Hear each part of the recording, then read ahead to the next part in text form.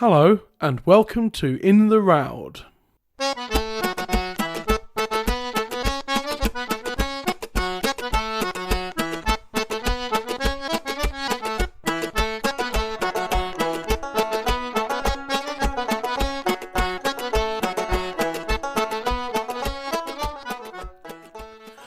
Greetings and salutations, dear listeners. My name is Matt Quinn, and this is In the Roud, a folk song podcast. Join me as we travel through the world of traditional folk song, one song per episode, in the order they appear in the Roud Index. Each episode will feature two guests, one providing an historical look at the song, while the other will be a singer from the folk music scene to talk about their own version of the song. Well, here we are at the end of Season 3. I hope you've all been enjoying the last 9 weeks of this season. We've got one more to go. We're looking at Roud 30, which is Child Ballad number 25. That's the song called, most commonly known as, I think these days, as Willie's Lyke Wake, but more accurately known as The Blue Flowers and the Yellow. Later on, we'll hear from singer Bryony Griffith, but for now, let's take a look at the history of the song with a brand new historical contributor, Steve Byrne. Well, hello and welcome to In the Roud, Steve Byrne. Hello. Hello, Matt. Nice to meet you. Nice to meet you as well. You know, another first-time meeting for me on the podcast. The longer I do this, the more people I'm meeting for the first time on Zoom, which is a slightly strange way of doing it. But I'm not the best at meeting people in real life either, so in the end it makes no difference, I suppose. Oh, good. But I think we have crossed paths at Killarney Singing Festival once or twice. You've been up there years ago. Yeah, I was there in 2017, 2018, one of the two. Yeah, I think so. Yeah. So enjoyed hearing you sing then. Oh, you were there? Oh, great. Well, yeah. I'm sorry I don't remember you. That's all right. That was 7 years ago. It's a lot happened since then. A lot has happened since then. But yeah, that was a fantastic weekend. I loved that so much. Yeah. And I said, I'll come back next year, and I didn't, and then I haven't been back since. I really would like to go again. Just a punter, really. Just I'll pay my money and go. But it's a 10-hour drive from Sheffield. Takes some thinking about, yeah. I think, if a gig turns up, I have to take the gig rather than doing a 20-hour round trip in the car to spend a weekend singing unaccompanied songs. Well, there's plenty of people do it. There's time yet. Indeed, it's on my radar as something I really must come back to. So, because it was great. So I'm very glad you're here for this one. We got quite a lot of Scott's songs, obviously, in this podcast because a lot of it is child ballads. But we're here today talking about a song which a lot of people will know as with the title "Willie's Lyke Wake." But I think, as you and I were discussing, I think a more appropriate title it turns out to be one of the refrain lines in it. The blue flowers and the yellow, or among the blue flowers and the yellow. But a lot of people know this as Willie's Lyke Wake, don't they? They do, and it's a curious one. I've been looking at collections around why it's perhaps ended up like that, and I suppose the one to trace it to is in Buchan, in his collection in 1828, that essentially has two different songs, one which is called Willie's Lyke Wake, and then one which is The Blue Flowers and the Yellow.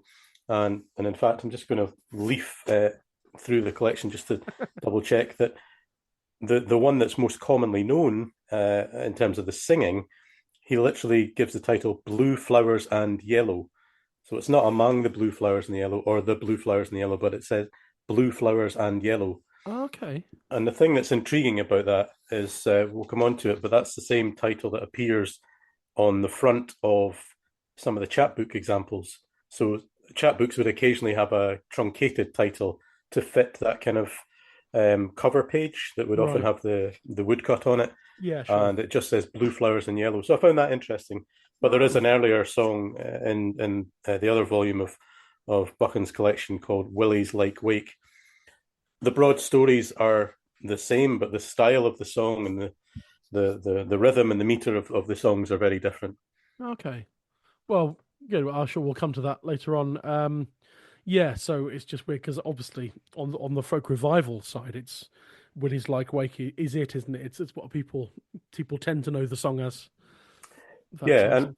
and I think that that term like wake captures the imagination as well. So it's not a very familiar term these days, and it's always intrigued me the word like, the Scots word for a corpse, because my wife is German, and the German word for a corpse is Leiche, and so I've always thought Leiche, like okay, that's a Right. cognate there. So first seeing it without realizing, didn't know the Scots word when I was younger. I was thinking, what could that be? But yeah, the Lyke Wake, people are maybe also familiar with a piece called the Lyke Wake Dirge, which appears in Scots minstrelsy. I'm afraid to say that is, in my view, a bit of a dirge. It's not the most singable piece out there, but it's very much in more of a religious tradition there. But the Lyke Wake is this idea of essentially a mourning process of going to visit the body in particular setting. Yeah, sure. And great. So we'll come to more about that in a bit. Start us off then, as we always do here on In the Route with the history halves. What's the song about? And what is the plot of the song? What are we dealing with? So we have a fellow who is most commonly called Willie, but is sometimes called Jamie, depending on the version, who is essentially spurned, or his advances are spurned by his lover, or perhaps not even his lover or his mistress, but someone who is the object of his affections. And most commonly, his mother advises him to fake his own death and then pay some money to What the an bill. idiot! What Yeah, an yeah. idiot! I mean, it's still going on to this day. You know, you see all those reality shows and all that rubbish on the TV. I mean, you do. You think folk songs are full of brave people and knights and daring do, and you think there are some characters in these songs that are complete morons, and you think, why would this tactic work at all? Yeah, Please and continue. it costs him money because he's advised to give the bellman some money, in this case a groat, to go and ring the bell which signals the like wake is happening. And of course that's the notice then to the woman who's in full of remorse. She then has to get permission from her father, and he in some versions advises, take your brothers with you, etc., etc. But she says, no, I'm just going to go on my own or without a convoy, as it says in the ballad. She's shown into the chamber to see the body, and ta-da! Willie happens to be, Surprise! yeah, yeah. But and for all of this sort of humor around that, there is a dark undertone to it where some versions are more, oh, it's true love, and now we're going to get married, and I'll give you a ring and all this sort of thing.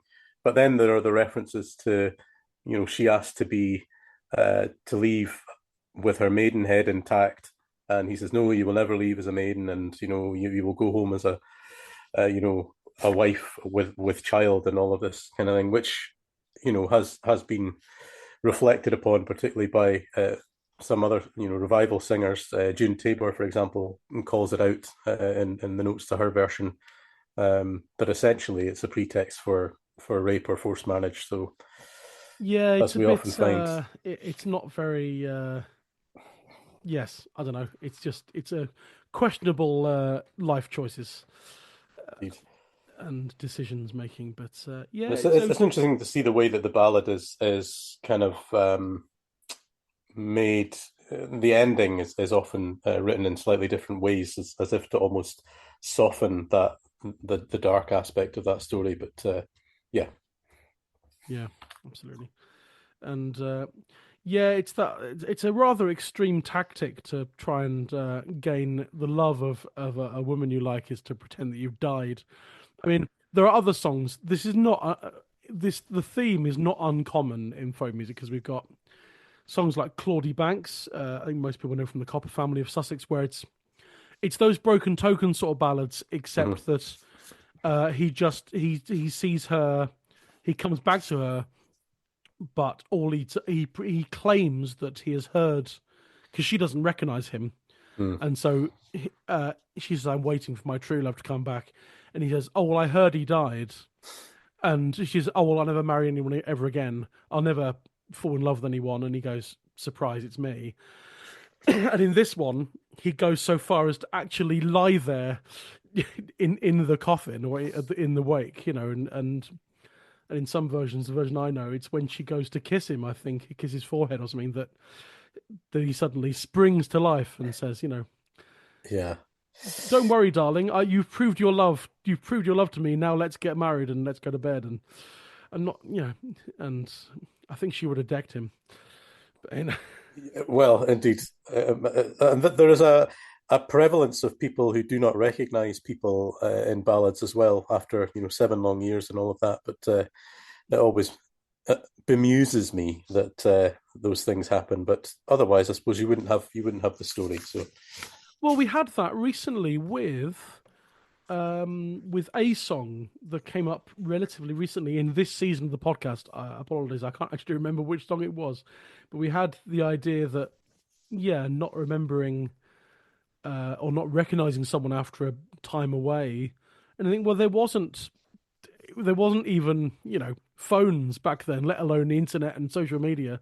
So if the last time you saw a face was 7 years ago, yeah, even if it was someone you claimed to be in love with, you wouldn't. And then they came back battle scarred or something.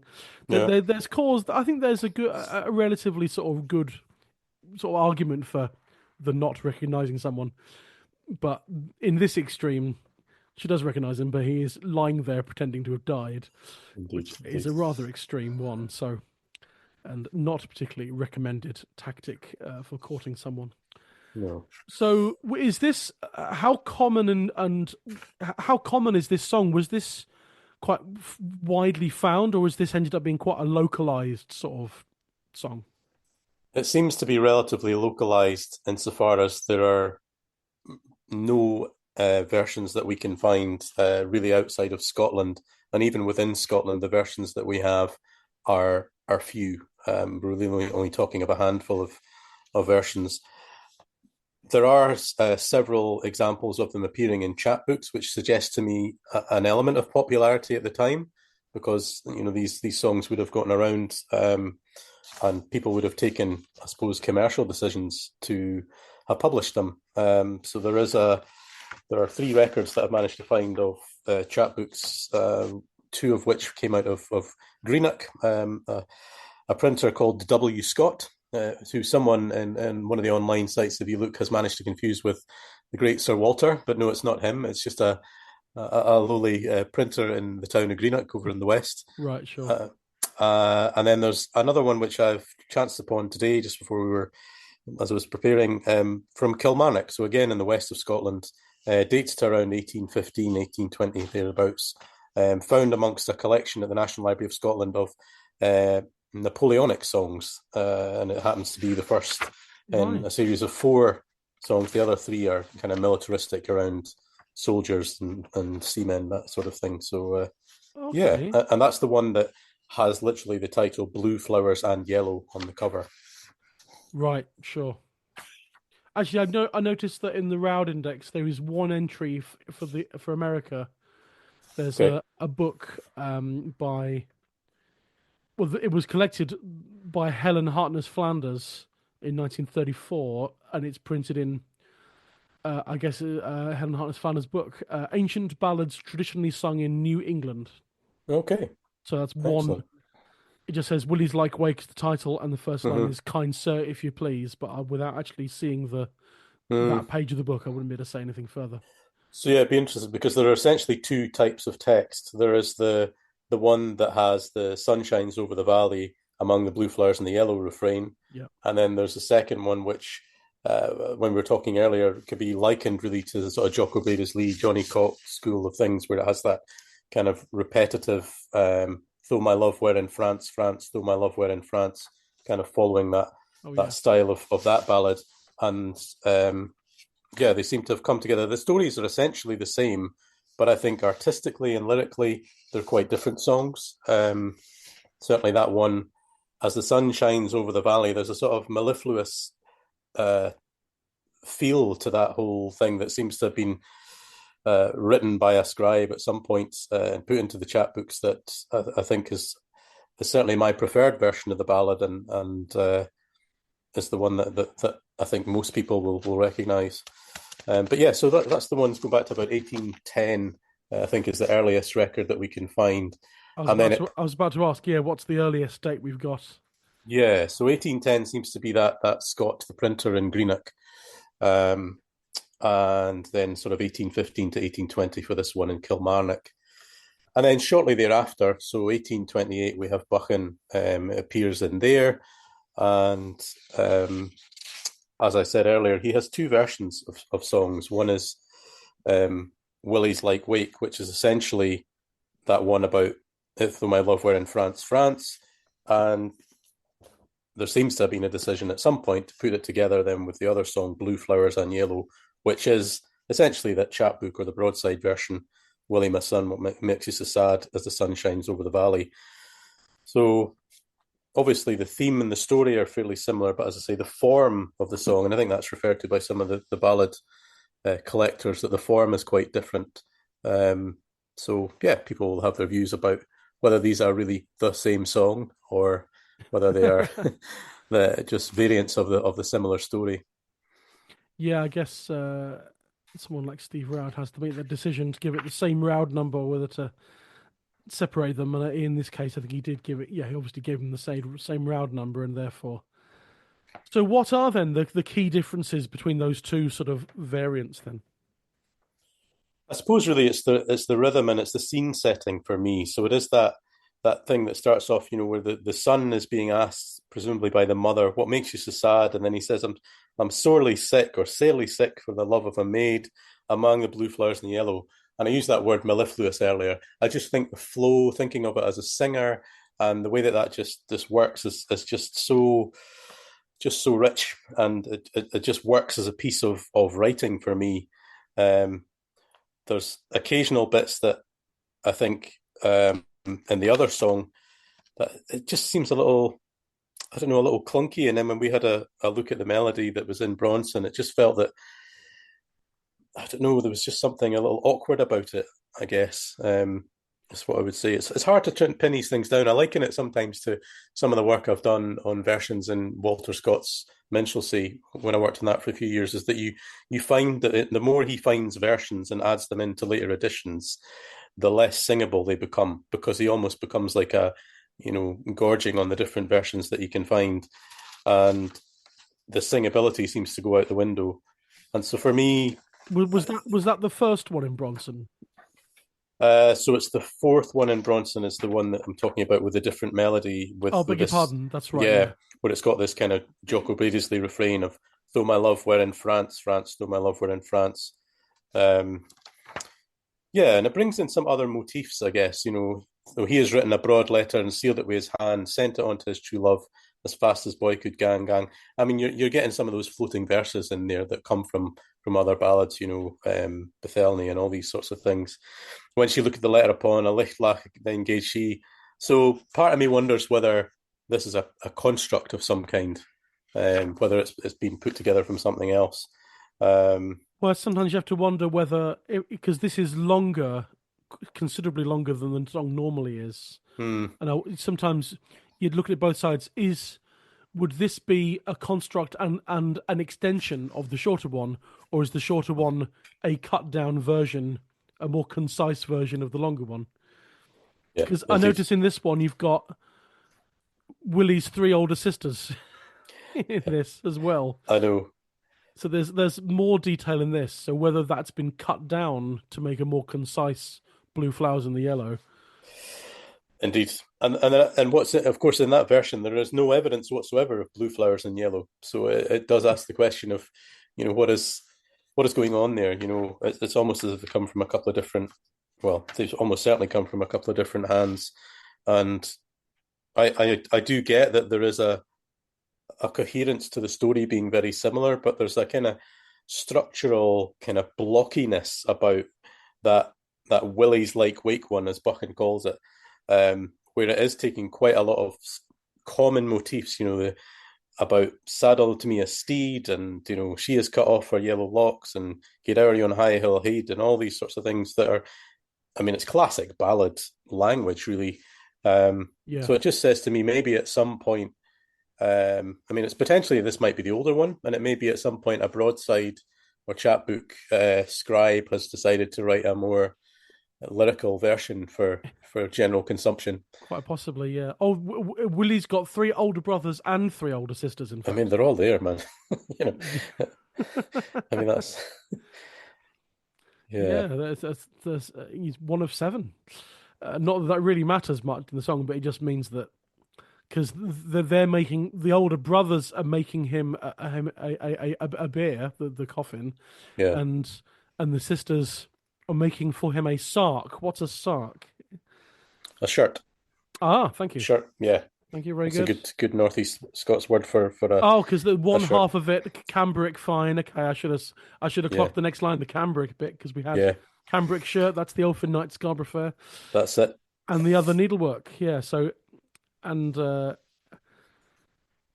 then yeah, out spake the youngest of his sisters as she stood on the floor. How happy would our brother been if ye'd been sooner here? Yeah, So if you would have been here much earlier, how happy he would have been. Obviously, because he wouldn't have died, but he's not dead. So yeah. Let's he's just let's just say he is for the moment. yes, Yeah. his sisters have gone along with this. Well, that's it, Surprising.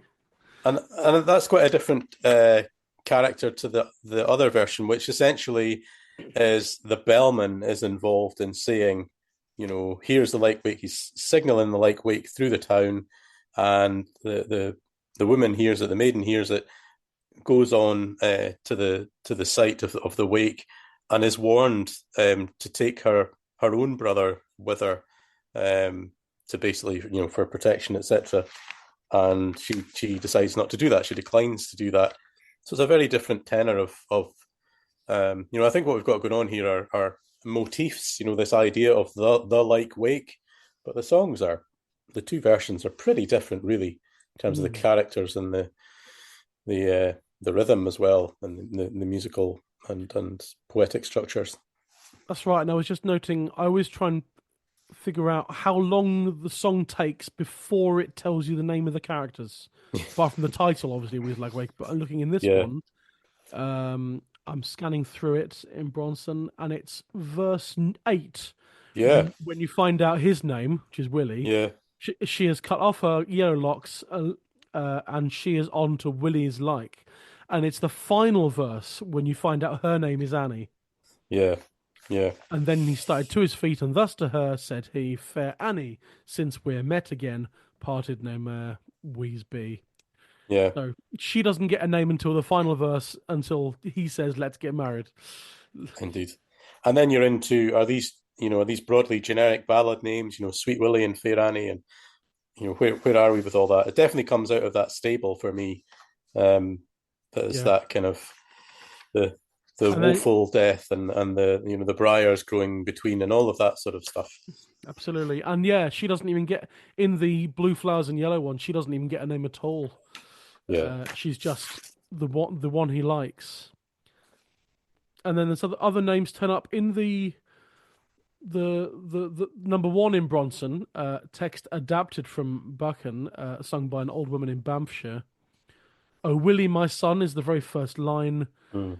And then we get, and that's got he gave the principal bellman a groat. There's more than one bellman. Not That's these, all.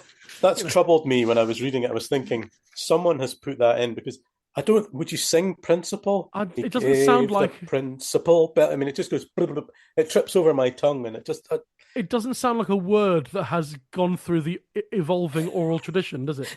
No, I mean, it definitely seems like it's been plonked in at some point for Yeah, clarity. that's right. And then in the fourth verse, you get your brother John, says brother John in there.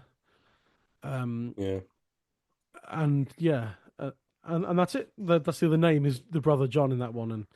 But then there's a version number 3 in Bronson where he's Johnny rather than Willie. Oh Johnny, dear Johnny, what makes you so sad? mm-hmm. That's the one collected in Paisley. And then going back to the chapbook version, it's actually "Oh Jamie, oh Jamie." So that's the name of Well, the character. So it's these 7 long years I've courted a maid as the sun shines over the valley, and she never would consent for to be my bride among the blue flowers and the yellow. oh Jamie, I'll learn you the way as the sun shines over the valley, how your innocent love you'll betray among the blue flowers and the yellow. And there's no principal bellmans. There's just a bellman, Yeah, bellmen. I think it's wise to get rid of the word principle. I think it's quite funny, but I don't think it works Yeah, at all. I think yeah, interesting. Yeah, so there are some versions where yeah, she's denied him for 7 years because she's not interested, and that's I guess 7 years he's resorted to more extreme tactics. But the other versions where it's not mentioned that it's been 7 years or that she's denied him. The one I know, it's just he wants her, so his mother recommends that he does this. yeah. I mean, you get the feeling there must be other episodes. There must be other ballads about this Willie and It's this lassie. about the fatal courtship, not fatal, but the courtship that didn't go anywhere. That's it. Yeah, yeah. You feel that it goes straight in at the start of the ballad, and he's going, "Oh, I'm sad again, Mum. Oh, what is it this time, Willie?" It's amazing there. This awful kind of tactic he's chosen that is his mother. In some versions, it's his mother's recommendation, and Mm. his sisters go along with it. Yeah, it's pretty. I don't think these women would be thinking, why don't you just give up? She's clearly not interested. But Yeah. Different days, different days. different times, different times. Yeah. So there's. So I'm just we've just been comparing at least the four versions in Bronson, but there are other ones. Is there anything else, any other sort of things that need to be discussed in this? I suppose the interesting thing to note about the kind of timelines is that most of these texts that we're talking about are from the 19th century, and then everything sort of goes a little bit quiet. I think we get to, is it Christie's Balladeers in around the 1870s, there or thereabouts. Oh yeah, Um, that's where version one in Bronson is Christie's yeah, in 1876. 1876. But then we don't really hear much about it until we encounter the wonderful Greg Duncan folk song collection, where um, James Bruce Duncan, Greg's partner in the endeavour, had essentially found it from Mrs. Gillespie, who was his sister, and she Right. was born in 1841 and had got her songs and ballads from her parents and from a washerwoman. And if you think about being born in 1841, we've got these chapbooks from 1810, 1820, thereabouts. It feels like there's a sort of, maybe there's an era of continuum or some kind of popularity or presence of the song at that time. But essentially, it doesn't show up again within the 19th century, as far as we can see, until it's collected then by James Bruce Duncan in the early 1900s and appears then in the Greg Duncan folk song collection. And when it does, it's only 5 verses. So Right, and that's the one. That's number two in Bronson. If anyone's keeping score, yeah, sung by Mrs. Gillespie in Glasgow, learned in Buchan from her father's stepmother, yeah, and that's at least 5 verses, but it's the melody that I think a lot of people are most familiar with now, or at least it's because we had a look through the melodies before we started, and that one, it's certainly the most reminiscent of the one that people are mostly familiar with now.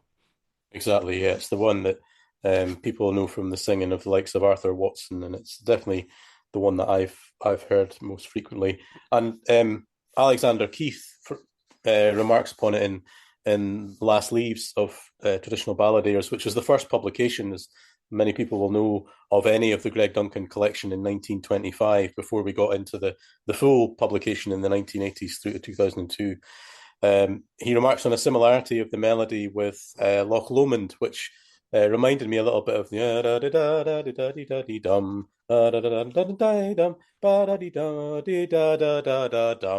that line, in Yeah, love of a maid.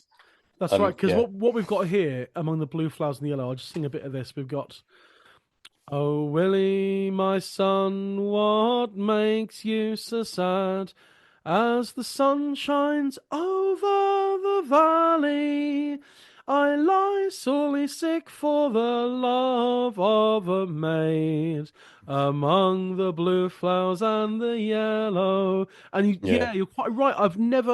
I know the song Loch Lomond, yeah, this song, and I obviously that da da da da da bit. obviously in the back of my mind there must have been a connection, but I've never Yeah, managed to put the two together and think it's clearly the same bit of melody. same. Yeah, Oh, it always it's my favorite part of the melody, and I just think is there some kind of deep rooted, visceral thing that's going, oh yeah, bit of Loch Lomond, but yeah, so that's pretty interesting, and to say the Glasgow reference, although Mrs. Gillespie was in Glasgow, that reflects the fact that people, singers at that time would have moved for work and she would have probably been in service at that time and sending things back then to her family in the northeast. So it is representative of that northeast of Scotland song tradition. It just so happened that she was away working in Glasgow at the time that the collection was done, as far as I'm aware. and I've noticed something else in that Bronson. There's a little note next to that melody that says, "Oh, who was Keith?" Sorry, he says mentions Keith. Who was Keith again? So that's Alexander Keith. So he was the editor of Last Leaves of Traditional Balladeers, 1925, the first collection of the Gavin Gregg ballads that was published. Right. Okay. Sure. So the note in bronze says Keith notes the coincidence with Loch Lomond melody with other folk songs. It may also be noted that the scaffolding of the tune, if you want to, I love that That's that great. phrase, is Yeah. the same as that of Lord Lovell. Lord Hmm. Lovell is a song we're going to come to on the podcast towards the end of season 5, so in the autumn winter of this year. Because Lord Lovell, the melody for that, you've got things like Lord Lovell, he stood at his castle gate, combing his milk-white steed. Hmm. When down there came not Nancy Bell, to wish a good love a good speed, to wish a good love a good speed. I've garbled that a bit, but Yeah. the opening, First couple of lines. Yeah. Lord Lovell, he stood his castle gate, a combing his milk-white steed. And Very then you've similar. got, Willie, my son, where looked you sad as the sun shines over the valley. Yeah. There's definitely similarities there. Yep. And then, Absolutely. 5 verses for that number 2 in Bronson. But then the one Arthur Watson sings is longer, but I guess somehow it's extended with bits from other versions, maybe. We'll have to Yeah. ask him. I'll tell you what, where's the Arthur Watson sleeve notes? This version is based on the fragmentary ballad sung by Mrs. Gillespie, here with additional text from a similar but full version published as Among the Blue Flowers and the Yellow by Peter Buchan in his Ballads of North of Scotland, Okay. 1828. Yep. So you instantly grabbed that book off you. I have. Yes. Here we go. There we go. So I think Arthur's padded out the Gillespie one with Okay. with extra verses from that Buchan book. Indeed, because I think Keith notes that the Gillespie version is only, I think, the first verse, and it's fragmentary, basically. He says there's a considerable blank between 2 and 3. So our version contains only the first stanzas and the last. Considerable blank between 2 and 3. Stanzas 3 to 5 are the answer to the maiden's remonstrances. Not very intelligible without the intervening parts. But the singer, that Mrs. Gillespie stated she'd never heard any more, did not recognise the story as contained in the complete versions. Well, that's pretty interesting. Yeah. Yeah, and apparently the questions in stanzas 1 and 2 of Mrs. Gillespie's version were understood to be preparing the way for the action of the following stanzas without further explanation. So, Well, there you are. they but yeah, there is a fabulous line in what Arthur Watson sings, which must therefore be a line in the book you're holding, the Buchan book. Okay. She's lifted up the cover in, O read, and with a melancholy countenance to gaze upon the dead. And that's one of the things that Bryony and I will talk about, because Bryony loves that line, as do I. The melancholy countenance is a fantastic bit of phrase, Yes. So it's here, yes. When she lifted up the covering, say read, as the sun shines over the valley, with melancholy countenance to look on the dead, or look on the deed, among the blue flowers and the yellow. Yeah. Yeah, so I think Arthur has given it a bit of a flex with some more singable diction there, but splendid. But it's just great that. Does he sing about the principal bellman, or does that get cut? Oh, it's just the bellman. There we It's are. just is And is it the Principal Bellman in that one? Is it in in the Buchan, book? two verses in a row. You'll gie the principal bellman a groat as the sun shines over the valley. You'll gar him cry your deed like wake, and then he gae the principal bellman a groat as the sun shines. It's basically a repeat. Okay, But so what Arthur had, I'll be translating this into sort of I'm anglicizing this as I go sure, for the way I speak, and it's you'll give the bellman his bell groat as the sun shines over the valley to ring his dead bell at your true lover's gate.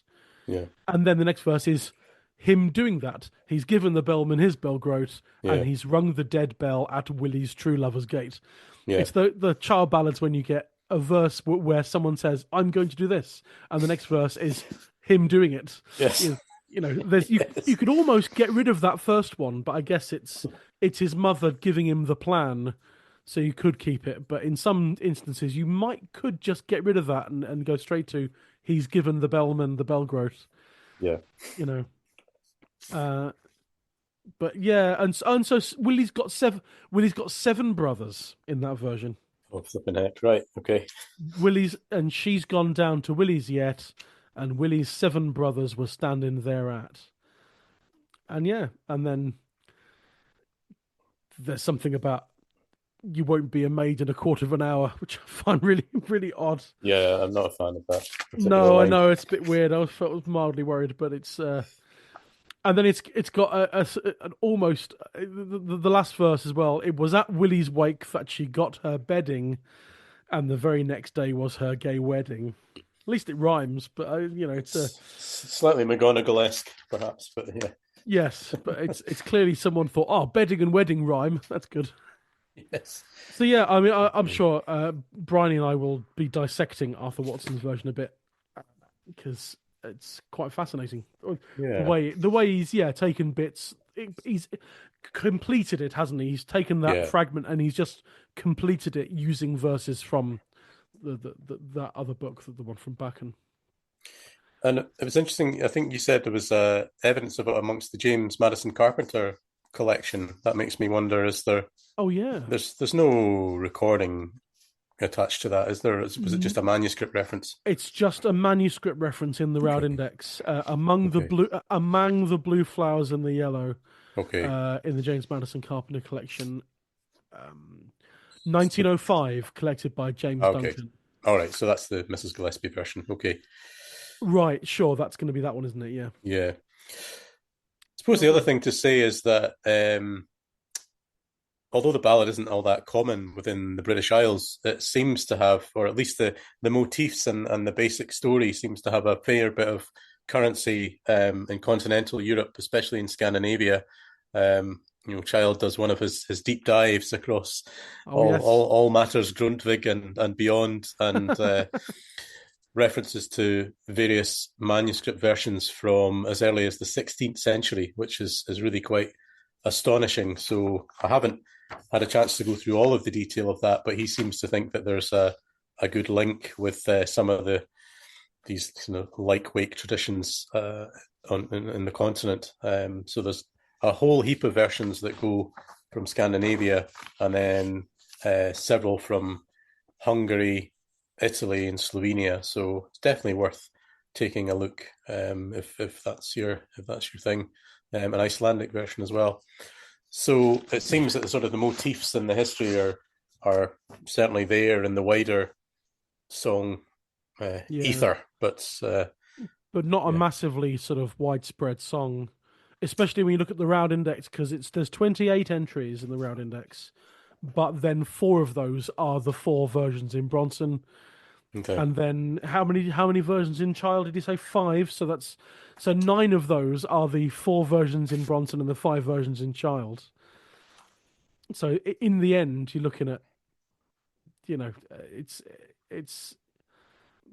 so they are different versions, but then I'm sure one of those versions in Bronson is the one in Child. So there's duplications there at least, and that sort of thing. And then there's that one interesting American one, which I wasn't able to find the actual page in the book, Helen Flanders' book, Ancient Ballads Traditionally Sung in New England. Yeah, we're going to have to look that up.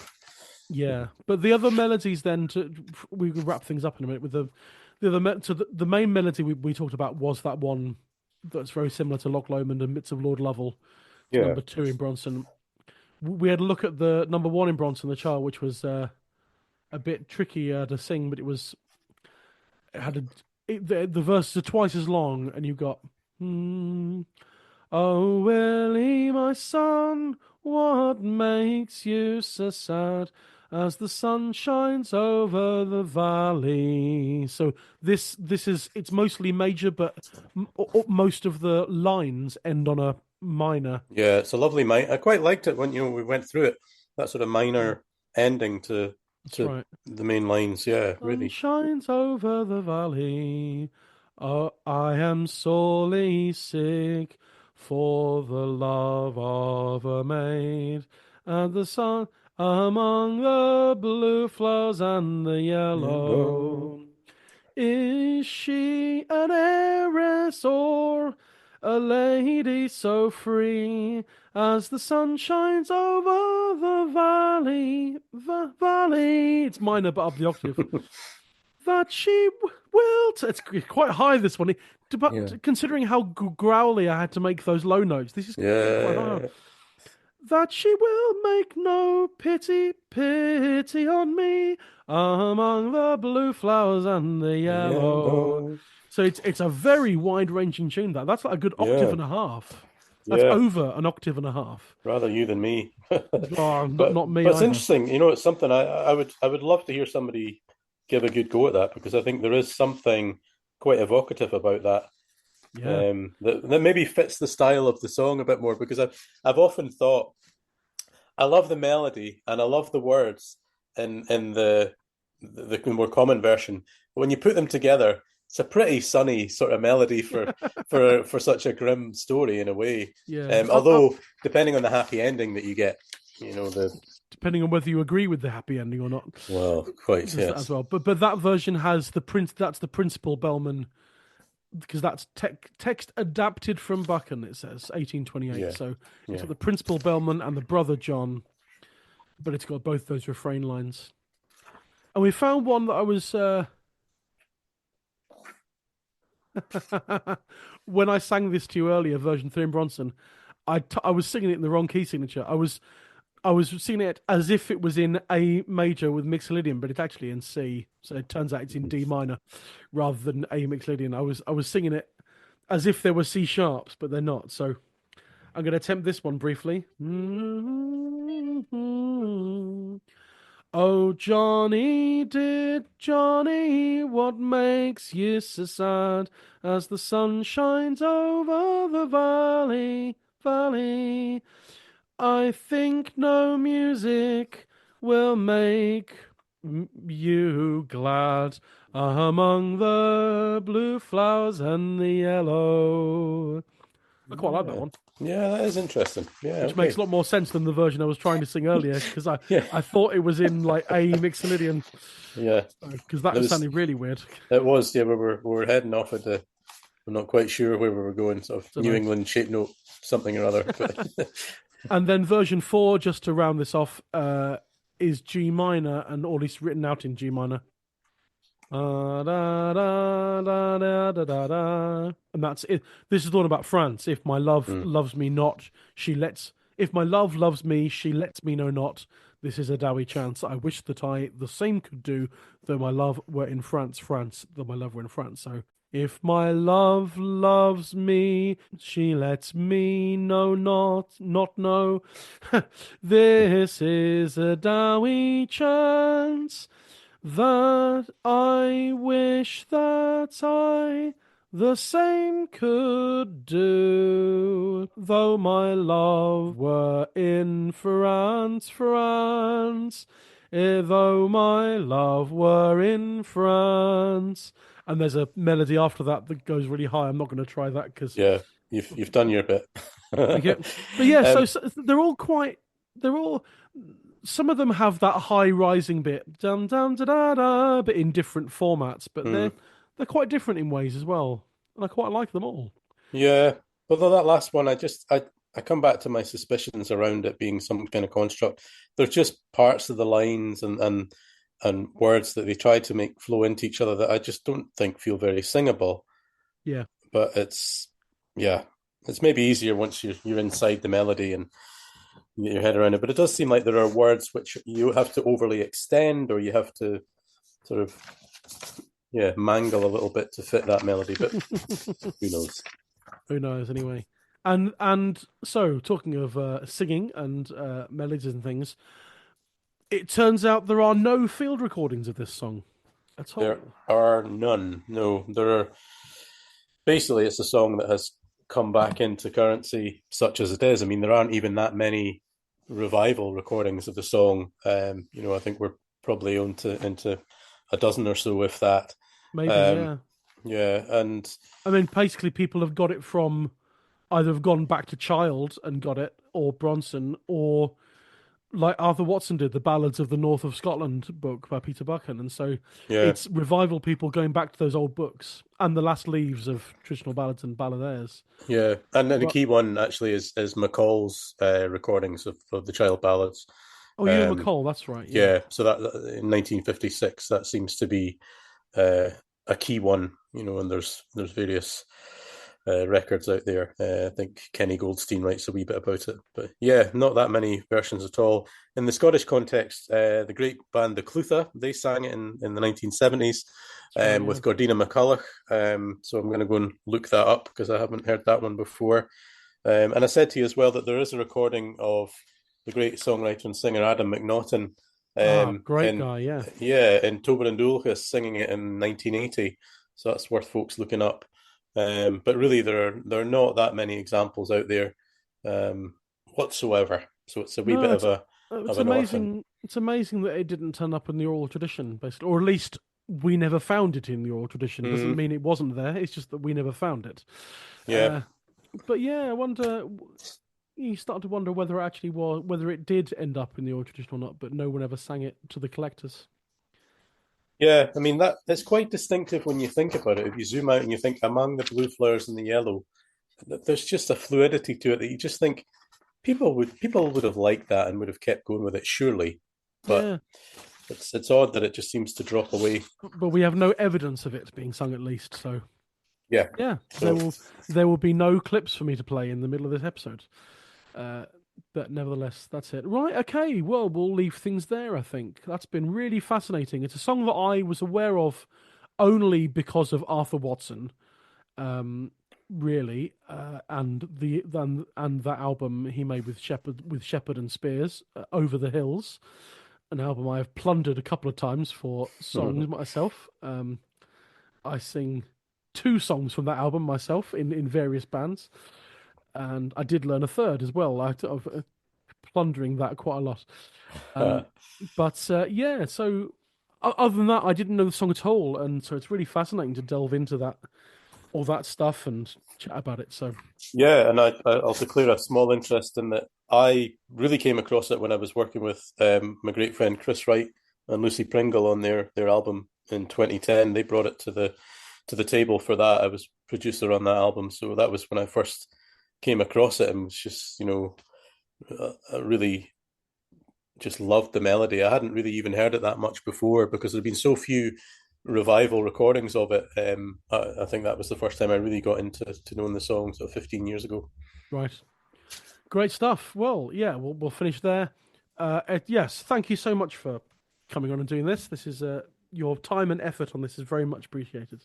It's a delight, this kind of thing that I absolutely love, just a wee bit of chasing the song down. It's always good fun. Absolutely, and I'm sure we'll have you back in the future for more songs. It'd be great to have you on the team. So for the time being, Steve Byrne, thank you very much indeed. Thank you, Matt. A huge thanks to Steve Byrne for providing us with the history of this song. We're now at the halfway point in the episode, but once again we find ourselves with no field recordings to listen to, so let's just move straight on to the second half of the episode. I spoke with Bryony Griffith to discuss her history with folk music and her version of WILLIE'S Lyke Wake. Well, hello and welcome to In the Roud, Bryony Griffith. Hello. Hello, how are you? Hello, I'm very well indeed, thank you. How are you doing? I'm all right, huh? Good, good, good. It's lovely to see you. Lovely to have you on here, and thanks for making the time. You're ensconced in the bowels of some building in Leeds, aren't you, at the moment? I am. I'm in Leeds Conservatoire. I've just finished lecturing there on the Folk Roots and Blues degree course. So, yeah, I'm just hiding in a room to chat with you now.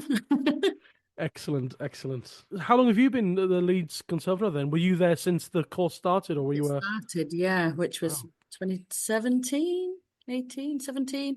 Yeah, basically up until this point, I've been doing one-to-ones on fiddle and vocals, and some of the group stuff, which is the performance in context stuff. So we've had some vocal groups and things like that. But I've just started doing some proper lecturing. I'm earning my senior lecturer badge. So I've been doing all about folk revival and folk song collections, and so I'm all brain filled with folk song info at the minute. So you've caught me at a good time. excellent. It's good. It's all good. I'm finding my delving in because of this project, my delving into focus on collections and on all the real nerdy stuff, you know. Yeah, I love it. I love a good delve. Yeah, absolutely. As what did Steve Byrne call it at the end of his draft? Called it digging up the song, Absolutely. Yeah. and yeah, all love that stuff. Right, we're here in this episode at the end of season three, talking about Roud 30, Willie's Like Wake, aka the Blue Flowers and the Yellow. Before we get to the song in this chat, though, um, tell us a bit about yourself and your history of folk music, and your musical upbringing. Were you someone who grew up with folk music, or was it something you discovered? What's the story, Bryony Griffith? Well, this could get quite long-winded. So basically, no, not brought up with folk music at all. I think most of my peers that perform have got, the archetypal stories of falling asleep under tables on piles of coats in folk clubs, but that is absolutely not mine. But my mum is a fabulous musician. She's a choral singer, conductor, pianist, organist. My dad's a bit musical, not doesn't perform much. But basically, my mum taught me to play the piano when I was, I don't know, whatever, from birth, 3, 4, which was the best thing she could have done, really. She taught me to read music, so I'm pretty much fluent in sight reading, which is really useful when you're flicking through, tune books and song books and that kind of thing. So and I thought that meant I could read, which hilariously I started school and told everyone I could read. And then they were rather dismayed to find out that I could not read the words in my little word tin. And Ah, but I thought that was it. I could read music. I was done. Uh, but yeah, I started a violin teacher came to our primary school when I was about 6, offering violin lessons. So I started doing that. But one of the difficult things when you're having, especially sort of classical lessons, is, I mean, fiddle's a difficult instrument anyway, but reading music, if you're just not into it, or if it doesn't make sense to you, it's really hard. So I was I was already halfway into the lessons really with understanding music. So I didn't find it that hard to, translate that onto the fiddle, which some of my friends who didn't read music found it really, really hard. And I know that from teaching it. I was a Perry at Wakefield Music Services for years, and it's one of the hardest things is reading music. So I'm really, really grateful to my mum for teaching me. But yeah, I went through sort of, ABRSM grades quite happily. Went to music centre at Sissit Music Centre it was then. And in fact, that is where I very first met Will Hampson and ah, Ross yes. Andrew McKinley, who will become bigger players in my life as we go on. But yeah, I just I did it. I did violin. It wasn't very cool. I got a bit picked on at school. Sometimes I hid my violin down the back of my cupboard and claimed I couldn't find it when it was lesson day. But my mum and dad would always say, "You're going to regret that one day if you give up." And I was in my mind, I was like, "I know they're right. I know they're right." Yeah. So I persevered, but I probably got to about I don't know, mid-90s. I was about 12, 13, and my older brother Giles had started listening to, well, it was like the alternative stuff in Huddersfield, all about Eve, the Mission, New Model Army, all that kind of thing. And quite a few of them had violin parts in. So I would listen to it through the bedroom wall. He would never let me borrow any of his tapes or anything. And I'd sort of play along to these little riffs, just kind of thinking, oh, this sounds fun. But didn't do much else about it, really. But then I'd started getting to the point in orchestra and things where I was getting a bit told off for doing the wrong bowing, and with the exam pieces, it was annoying that I was being made to play them in a certain way. I didn't want to play them in a certain way, and my teachers were going, yeah, but you have to play them like that to pass the thing. And I was a bit like, well, that's just stupid. That's, yeah. So I'd started getting a little bit, teenagery, and I don't want to do that kind of thing anyway. Then I heard the Levellers and was like, ooh, now that's very exciting, and it's a bit protesty, and it's a bit, rebel and all this kind of stuff. And I think I actually did get my own tape of the Levellers, might not just have been listening through the wall. And there's always points in my mind that I can totally remember that was a pinpoint of folk music. And there was an amazing stairwell in the old co-op building where we used to have orchestra, and I was playing some of the Levellers riffs down there, and it was all echoing and gorgeous. And I heard, when I went back up, one of the violin teachers said, oh, have you heard Bryony playing all that folk stuff? And the response of the other teacher was, oh, yes, what a waste of talent. Yeah. Yeah, so that kind of I was probably about 14 then, and that just made me kind of go, well, let's see about that. But randomly at the same time, I got made the leader of the orchestra, which I'd just been trying to hide at the back, minding my own business, thinking about, all these amazing riffs that I had going on in my head. And they chose me to be the leader, which was the worst plan, because you have to decide what bowing you're doing, and basically what bowing the whole orchestra is doing. And I was like, don't give me that responsibility. I have no idea. And the thing that broke the camel's back was one week the lead cellist spragged me up to the conductor. I went, Bryony's doing different bowing from what she told us all to do last week. And everyone had to get their pencils out and change it all and this. And I was just sat there going, oh, God, I don't want to do this anymore. And then I think the next pivotal thing was a friend of my brother's, Michael, his mum, Sarah, lent Giles, my brother, some vinyl of 70s folk rock stuff. So there was Pentangle, Fairport Convention, I think some Steel Eye Span. And that was properly it. I was like, oh my God, I found the noise. I found the sound that I like. And it all sort of dropped into place, because I'd always had this weird liking for stuff like bagpipes and harps and modal stuff. I mean, we'd gone to early music festivals with Rausch fifes and crumb horns and all that kind of thing, and recorders. I played recorder as well. So I sort of liked that modal sound. And when I heard all that and started looking into it and kind of went, oh, okay, this is folk music. Oh, and it's English folk music. I was like, oh, okay.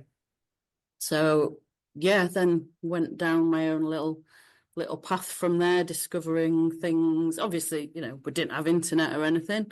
Went to Huddersfield Library, copied everything they had, which wasn't an enormous amount, but there was a few compilations that were interesting, I suppose. Learnt the random jig from Fairport Convention's Widower Westmoreland's Daughter, the oh yeah, that's right. Yeah. So I'd been playing that, and this is where the boys come back in at Music Centre. So they had a ceilidh band. So Ross and Will and Drew, they danced with White Rose Morris, and they'd started their own little ceilidh band called Bedlam. And I sort of knew them from school and from music centre, and then we went to a Butter Mountain Boys gig. Do you remember do you know the Butter Mountain Boys? No, I don't know them. It's a Cajun band from York. Brilliant. Okay, great, yeah. I wasn't really old enough to go. It was a Greenhead College gig. I think you were supposed to be actually at the college, but I went along, and the lads were there, and Drew went, "Oh, do you want to join our band? You play the violin, don't you?" And I was like, "Oh, yeah, okay then."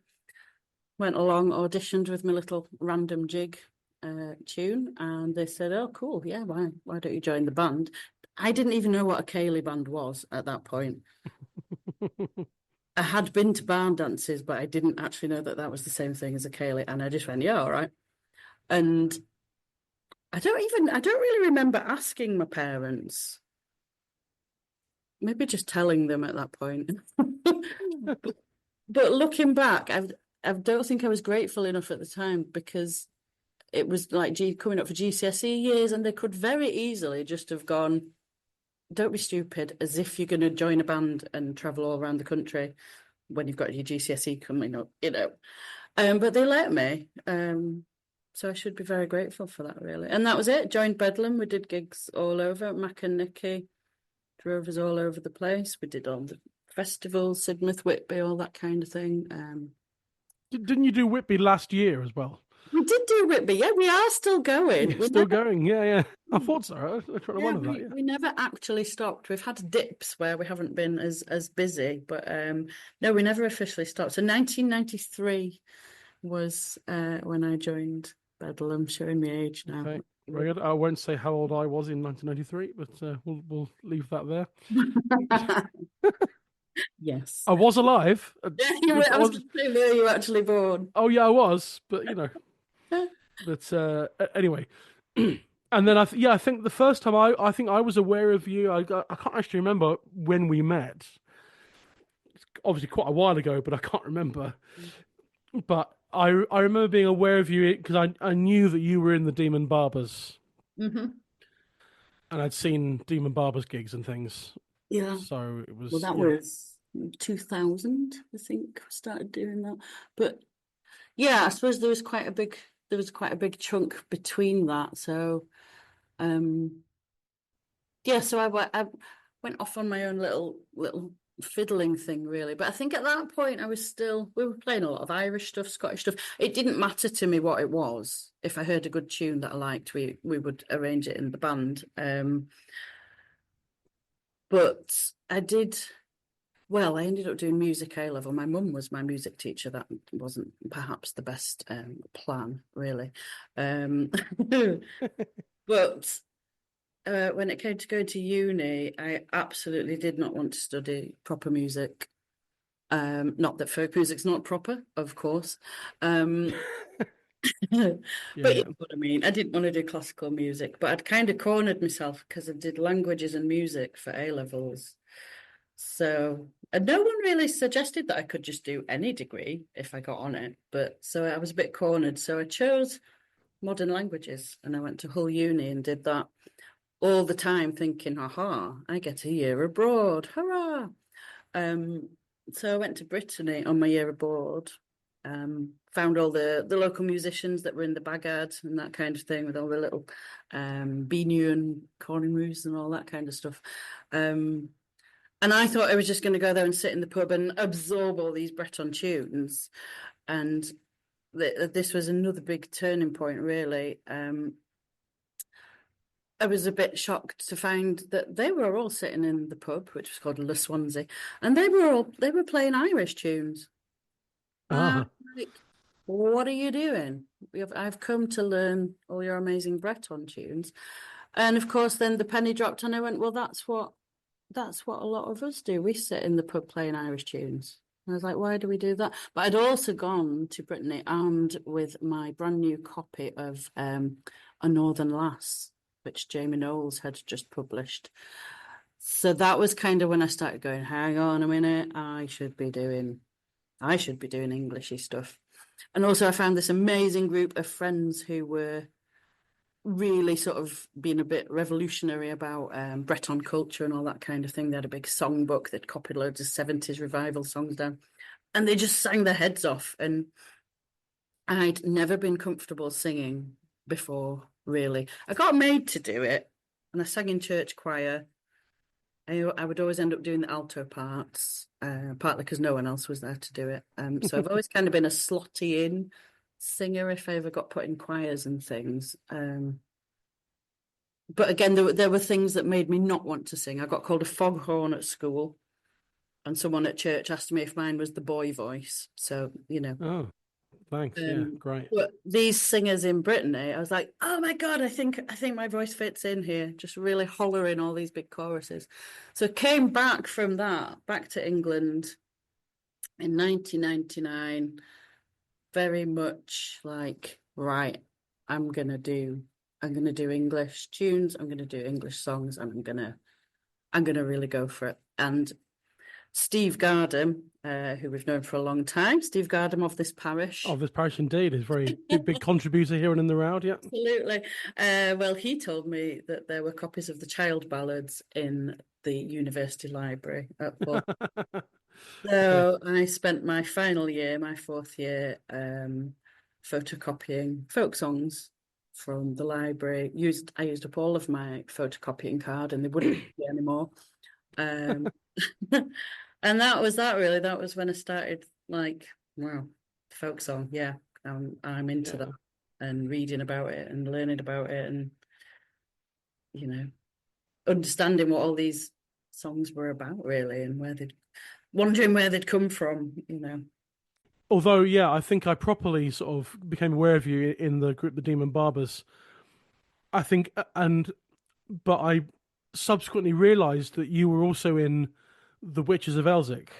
Yes. As well. And I think I was aware of the Witches of Elsick as a thing, but I didn't know any of you by name. Yeah. And then later on, I realised that you were in that.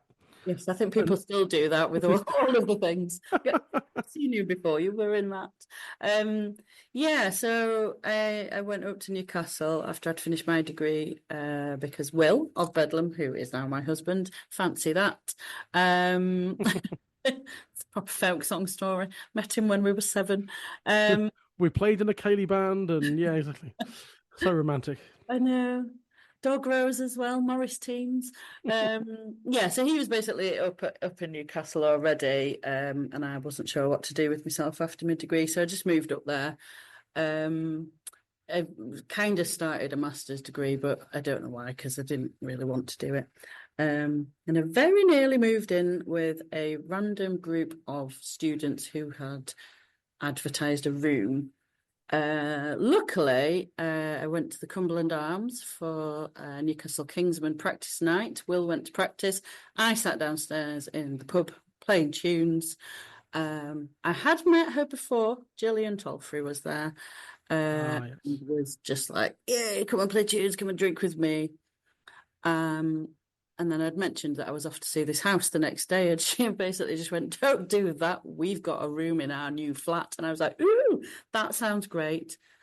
Went to look at the flat and was like, oh my God, what have I said? So it was me and Becky Stockwell, as she was then, now Becky Graham, Gillian Toffrey, and Julian Sutton on the melodeon. Julian Sutton, who I saw only 4 or 5 days ago at a gig that he was doing. Oh, with Rachel McShane? They were on in Penistone, yeah. So I went to see them there, yeah. And he was Julian was my melodeon teacher on the folk degree. Ah, he's amazing. He used to just get in, shut himself in his bedroom for an hour and practice before he would do anything else for the rest of the evening. And we'd be all like going, come to the pub, Julian. And he'd be like, no, I'm going to practice. Which is how you get good at things, isn't it? But anyway. Indeed, yes. But yeah, so it was known as the Minging Flat, generally by most people. But Julian came to a point where he'd had enough of living in the Minging Flat, and said he was going to leave.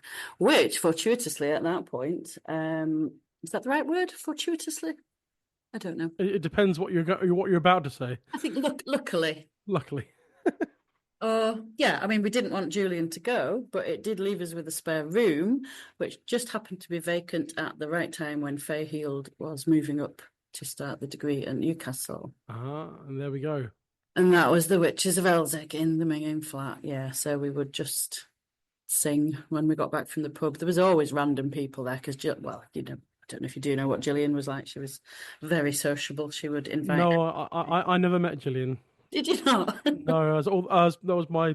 No, I know the three of you, but I never met Gillian. No, she was a tricky soul sometimes, but she would just invite everyone back to our house from the pub. But we'd just sing songs, and then I think it was Faye that went, well, why don't we do some actual arrangements? And so that was the Witches of Elsick, and that was like the proper interest in things and starting to look at big ballads and borrowing big ballad books from the library and rearranging them and editing. I guess that's the first time I started editing. Right, yeah, sure. When I think I might have heard Martin Carthy talking about it, and he went, "No, you're all right. That's what I've been doing. You're all right to do that." And I was like, "Oh, okay then." I know people always talk about, some people, oh, you can't edit these songs. You must do exactly what the song is from years back. And you think, but then they like Martin Carthy as well. And Martin Carthy practically wrote some of them, essentially. Yeah, you can see when you're looking at the child versions, you can see which bits people have picked out. Yeah. And you can see the sense of it and almost the brain trail of, if I match that one up with that and that's actually quite a nice story, and it's a manageable size. I guess that's what we're looking for as well, isn't it? Like, well, it's whether you want a manageable size because it's less work to learn, or whether because it fits on the page of a chapbook, or whatever. Your audience will be bored. Exactly. But also that's a weird thing. What I realised, because we used to have a singing session on a Tuesday night. I guess it's probably still going at the Cumberland Arms. By the time I was in Newcastle in 2008, there was first Wednesday of the month was a singing session. Oh, was it? Well, maybe that one. Yeah. So it was every other Tuesday, I think. And we, peers and people like that were there, and we'd do. I think one week we had a bit of a. I mean, this is absolute folk ballad nerdery, isn't it? Like we were saying before, seeing who could sing the longest ballad, that kind of thing. And I'd recently figured out a version of Ken Poen. Oh yeah, that's right. And I would like to claim that I won, but I do wonder if Faye actually won with Tamlin. I don't know. Ken Poen, that's Child Ballad 34. I don't know. I can't remember how long it is. But I heard you sing that. I heard you sing that one last year. Morton. Yeah, Morton in Marsh. It's still in your repertoire, Ken Poen. That's what made me start talking about this, I think, because I always assume that an audience isn't going to want to hear 9 minutes of me just singing a ballad, but actually that's one that I get asked to do a lot. And if I'm sort of prepared for it, I'm all right. But if you catch me off guard, like, can you just do Ken Poen? I'm like, give me a few minutes to have a little think and remind myself. I think it's to do with this. I think it is sometimes these longer ballads. It is to do with the singer rather than the song. I feel the same way when it comes to films, because so many people always find out a film is like 3 hours. They go, "Oh God, it's 3 hours." But if the film works and is good, the time will pass quite easily.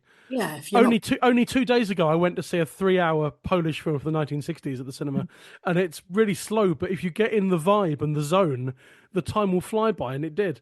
And I sing a lot of epic long ballads myself, and I've had people come up to me and say, I'm not really interested in the really long ballads, but I loved hearing you sing them.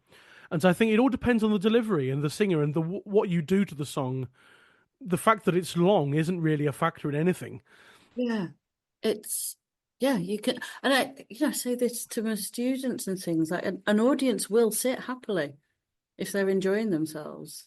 Yeah, absolutely. And even patter between. I mean, I know I talk absolute rubbish on stage and probably talk longer than the songs sometimes, but audiences are happy to listen and hear and wait as well. You sometimes feel like everything has to be do the song, they clap, you start to get and it's there's a bit of chill time, and I think sometimes that's what the ballads do. They give the audience brain a chance to sit and take in just a story. There's nothing else distracting, maybe, especially if it's just unaccompanied anyway. Yeah, absolutely. But yeah, I think whose name am I trying to think of? Barry Lister. Oh yeah, Barry. I know Barry. Yeah, I remember hearing Barry. I don't know what song it was, but I remember hearing him do one at Cheltenham, I think. And I have a terrible tendency to drift off in the middle of strong. I do it with films as well. I get halfway through, and it's not even that I'm bored. It's not anything to do with that. It's just that something that happens in the film or the song will then, spark something in my head and make me go, "Ooh, I must put broccoli on the shopping list" or something. Um, Sure, yeah. but I remember being absolutely entranced in one of Barry's songs and just sitting going, "Whoa!" And when he'd finished, I was like, "That had a massive effect on me physically." I was a bit. Yeah. I wish I could remember what it was, but yeah. Yeah, but I remember Whitby Folk Week one year. I sing. A lot of people know I'm making it one of my life's work, I suppose, to learn all of Gordon Hall's really epic long ballads. I think you might have heard me do Lord Bateman last year at Morton in Marsh. Yes. That epic Lord Beckett, as he calls it, because he firmly believed it was about Thomas Beckett's father, which is probably not true, but Gordon believed it. But I sang that at Whitby Folk Week, and I remember consciously, I didn't rush it, but I didn't take my time. I didn't blast through it, but I sang it a touch faster than I normally might, purely because I was conscious of what the time was and other people getting on stage. And I finished it, and in the interval, Jim Eldon came up to me and he said, "That was really brilliant, but I think he was genuinely serious. He said, "I think you could have sung it a bit slower." But it was already like 12 minutes long. Yeah. And he said, "I think that could benefit from being a bit slower." And I said, "Well, to be fair, I do normally. I was just worried about the time, but it's, so it's all about the delivery, not about, it can be any length. It just depends on what you do to it. Yeah. Anyway, speaking of songs, Yes. we've waffled on for quite a while about other things. We're here for WILLIE'S Lyke Wake, the blue flowers and the yellow. Do you remember the first time you came across this song? Yes, absolutely. It was Whitby Folk Week. Oh, yeah? I have managed to pinpoint through an email the actual year. It was 2007. Ooh. And I knew it must be before motherhood, because otherwise I would not have had time to just be watching a concert. I think it was like a lunchtime ballad concert, possibly in the downstairs bar of the Con Club. I can picture the room, but I'm not sure if it was there. Anyway. Oh, those lunchtime ballad sessions. They're the up. Sorry, everyone. This is very like Whitby Focus Week sort of centric. That's the upstairs room at the Conservative Club at Whitby. That's why in my mind it doesn't. It's always like 11 till 1:15 or something every day. Well, it will have been one of them then. It might have even been before we started running youth club, or maybe I went for a bit before. Anyway, it was also the same year that I got my copies of the Dover edition of Child Ballads for Christmas. So I was very ballady at that time. So and so one of the guests at that ballad session must have been Arthur Watson. It was Arthur Watson. Yes, yeah. He wasn't with Pete and Tom. I don't think. Though they might have been there, but he didn't perform it with them. He performed it just solo. That's right. Those ballad sessions were always hosted by 2 or 3 unaccompanied singers. But that year, I'm pretty sure that's the year that I saw Shepherd's Biz and Watson at Whitby, and that's my pivotal moment in, wow, I heard them singing Jock Hawk's Adventures, and I thought, that's what I want to do with my life. Yeah. I want to sit on stage and sing, "Who Can Lanky Do? Lanky Doodle Day," and that sort of thing. So I probably the same year, I think, at Whitby Folk Week, yeah. So I can't remember who else was in the concert, but there were definitely certain striking things about it. The tune was really beautiful. I mean, Arthur just sings everything with such sort of passion and energy and emotion. He can just get the story, again. And I was like, absolutely stuck to him. Yeah, he's such a good singer. Literally, obviously. But I really love that style. There's probably a proper word for it, is there? When it's just, a line and a refrain, line, refrain in the stanza. I can't remember, but possibly. Possibly. I should know that without my academic lecturer badge on, but anyway. And the refrain I just thought was brilliant, and obviously that sticks in your head because it's a refrain. That's what it's meant to do. But it is very evocative, isn't it? As the sun shines over the valley, Yeah. that's really that's good cinematic image. That and sort of stuff. Absolutely. And then among the blue flowers and the yellow. Yeah, and I'm not sure I did totally understand the plot and the story as it was happening. But obviously there are lines that stick out, aren't there? Like I think you said in the to Steve, like, and I've actually found a little bit of paper. I used to write, no, well, I still do it now. Like it must have been an envelope in my bag, and I'd written melancholy countenance, and I'd written rain, and I'd put another quarter of an hour. Just a few of these lines, I guess, to remind me of what it was, and I tend to write little miniature staves on bits of paper and then just write tiny little bit. If I was organised, I'd have some manuscript paper on me. You'd think after 30 years I might be sensible enough to do that, but no. There's some on my shelf. It always sits there just in case. I have got a little book that used to go with me, but I don't know anyway. Yes, I'd scribbled some stuff down, and I do remember going up to Arthur at the end and saying, "Oh, have you got a recording of that?"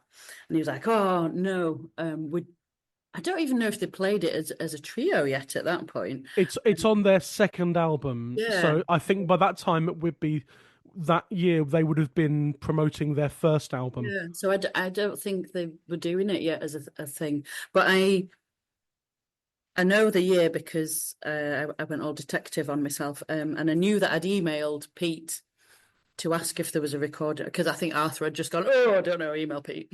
This is Pete Shepherd from the trio, yeah. So I searched my own emails, and that was still there. And oh wow, I'd said, "Oh, I'm after wonder if you've got the tune. Has Arthur done a recording of it?" Blah blah blah, and like 5 years later or something, they did record it. So, but I in my child ballads, when I went to look, because the thing is I didn't actually learn it properly then. I started to learn it, and for various reasons I stopped. But in my actual child ballads, there's still a scrap of paper in there, and it's got Arthur Watson written it on it, and melancholy countenance and all that kind of thing. Because I books, we all love the books. They've always got bits of paper in them all. But yeah, I think there were various reasons why I didn't learn it. Partly because I didn't have a recording of it. Partly because I wasn't sure how to overcome the very Scottishness of the vocabulary, which in the child versions is very Scottish. That takes a bit of practice sometimes. The sort of and a bit of sort of decision making as to us being not Scottish, as to the idea of should I even be doing it? there's should we be doing it? Yeah. If we feel like we actually do want to do it, should we sing it in broad Scots because that's what it is, or should we anglicise it a bit? So, and I always came down on the idea that sing it, make it, whatever you do to it, make it so that it sounds natural coming out of your mouth. Yes. And I think in the end, for us, that becomes the decision becomes to anglicise the words. I just think I've talked about this with someone else on the podcast. I can't remember who it was, but it's all the things like it sounds silly if I sing something like "I will gang awa," but it's just if I go, I will go away, and that sounds natural in my voice. This was my first thing. I think I was like, I can't say fluers because basically I have now learnt Arthur's version pretty much as he sings it. Of course, among the blue flowers, flowers and the yellow. And actually, I was in quite a useful position, really. I sang this to some of my vocal students a few weeks ago and did it as a bit of an analysis just to see what they thought of the plot and my singing style and see what they picked up on. And Muriel actually pointed out, like, she was like, "Yellow, is that yellow?" And I was like, "Yes, it is." And that was one of the things I spent ages saying yellow to. I was like, "Yellow, yellow, yellow, yellow. And I decided in the end, I do say yellow, passes that yellow thing. And any other way that I tried to sing it, among the blue flowers and the yellow. I can't say yellow. That's I ridiculous. don't know, what would I do? Among the blue flowers and the yellow. But I'm from Sussex, so I've got a proper, You can I've do got, yellow. I've got a proper Southern accent, so it's like flowers and the yellow. But I remember singing this. I've never. The way I remembered when prepping for this season, I remember that you not necessarily had sung it, but you were in. It was something in your mind was that there was a point in around 2013 or 14. I would come back from uni. I was living in Brighton again, and I was starting to work up an arrangement of this on the Melodian or something that never panned out, and I never did it in the end. But I posted on Facebook something about, I'm just working up an arrangement of Willie's Like Wake, and you commented saying, so am I, and we had a bit of a chat about that back then, like 12 years ago. So, but I remember I'd come across the song because it's on the second Shepherd's Piers and Watson album, but Shepherd's Piers and Watson had become very good friends of mine and my dad's. My dad used to perform in a duo with a guy called Will Duke, and they always performed at Whitby, and Shepherd's Piers and Watson performed at Whitby, as did I, solo a few times. And particularly, my dad and Will Duke and Shepherd's Piers and Watson connected on a very deep level in terms of their love for traditional song and singing styles and things. And we loved what they did, and Arthur Watson and the other two really loved what my dad and Will Duke did. And there was sort of a mutual admiration sort of thing going on. And someone, I can't remember who it was, suggested that we do a big 6-piece gig, like Shepherd's Piers and Watson, Quinn, and Duke. Right. And it was in the Rifle Club at Whitby, and it was acoustic. But we basically sat in a semicircle. Shepherd's Piers and Watson did some songs, Quinn and Duke did some songs, I did some songs, me and Dad did some of our duo, the Mighty Quinn songs. I could join in with the tunes that my dad and Will played. All three of us would join in some of the sort of choruses for Shepherd, Piers and Watson songs. They would join in some choruses on our stuff. It was a big sort of collaborative thing. And so we did perform Willie's Like Wake along with Shepherd, Piers and Watson. And I remember the rehearsal for that in our flat at Whitby that year.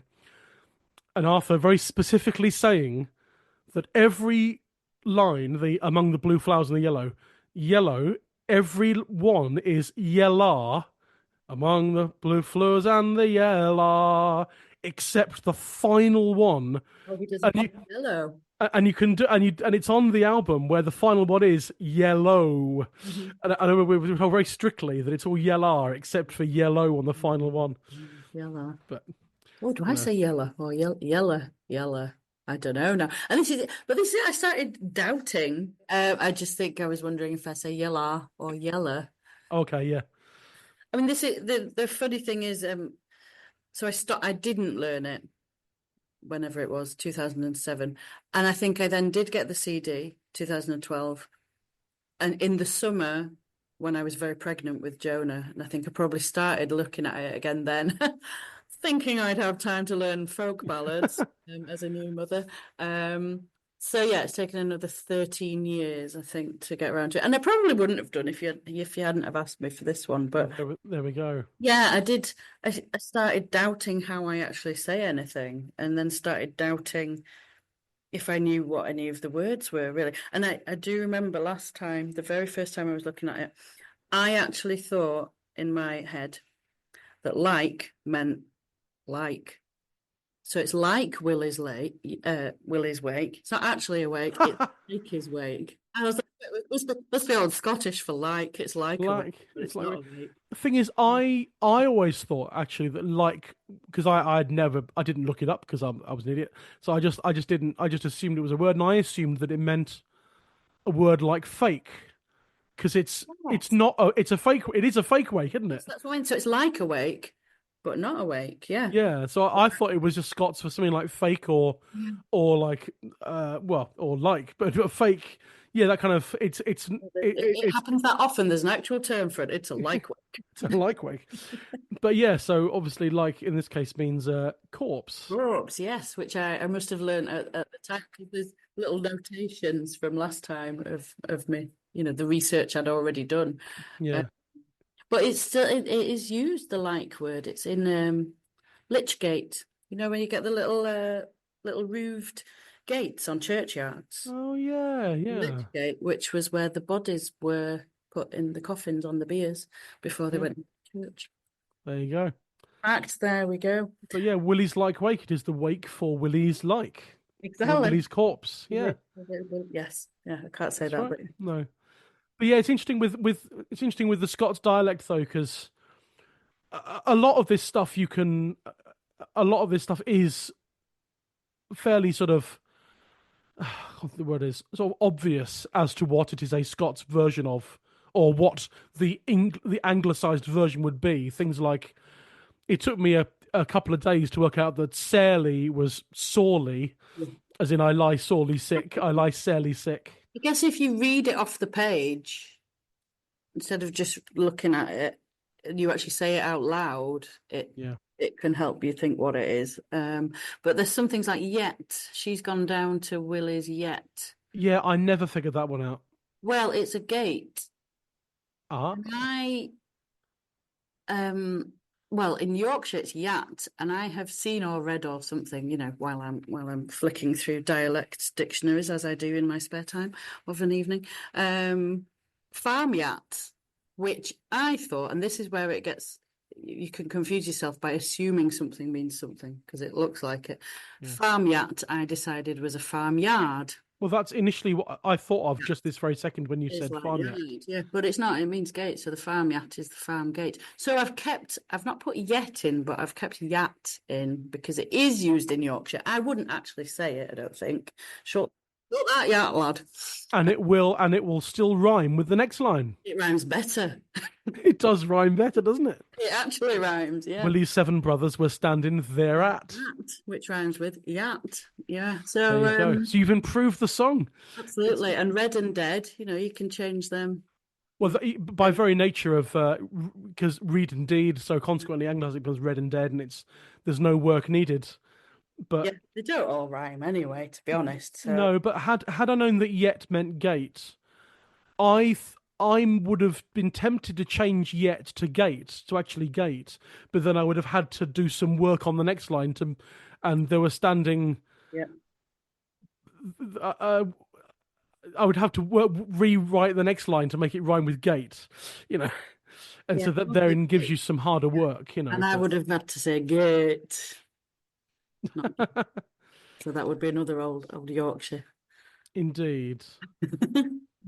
But yeah, so I got around it all better, I think, this time by just being a bit braver and going, well, yeah, I'm just going to sing it because you asked me to sing it anyway. So yeah, I had a reason to do it. But then I guess also because I'd learnt it last time a little bit. Interestingly, one of my other students pointed out, Freya, when I sang it to them, that she liked the ornaments I was doing, but then I'd stopped doing them after a few verses. And I was like, oh my God, that's because that's how far I got last time with the version, up to like verse 5 or something. And back then, I was doing loads and loads of ornamentation on my voice. I don't really do it after a terrible attack from a magazine that shall not be named. Oh dear. On my ability to do ornaments, I basically stopped doing them. But it was really weird. It was like, oh my God, I'm doing the ornaments that I used to do whenever I started learning it.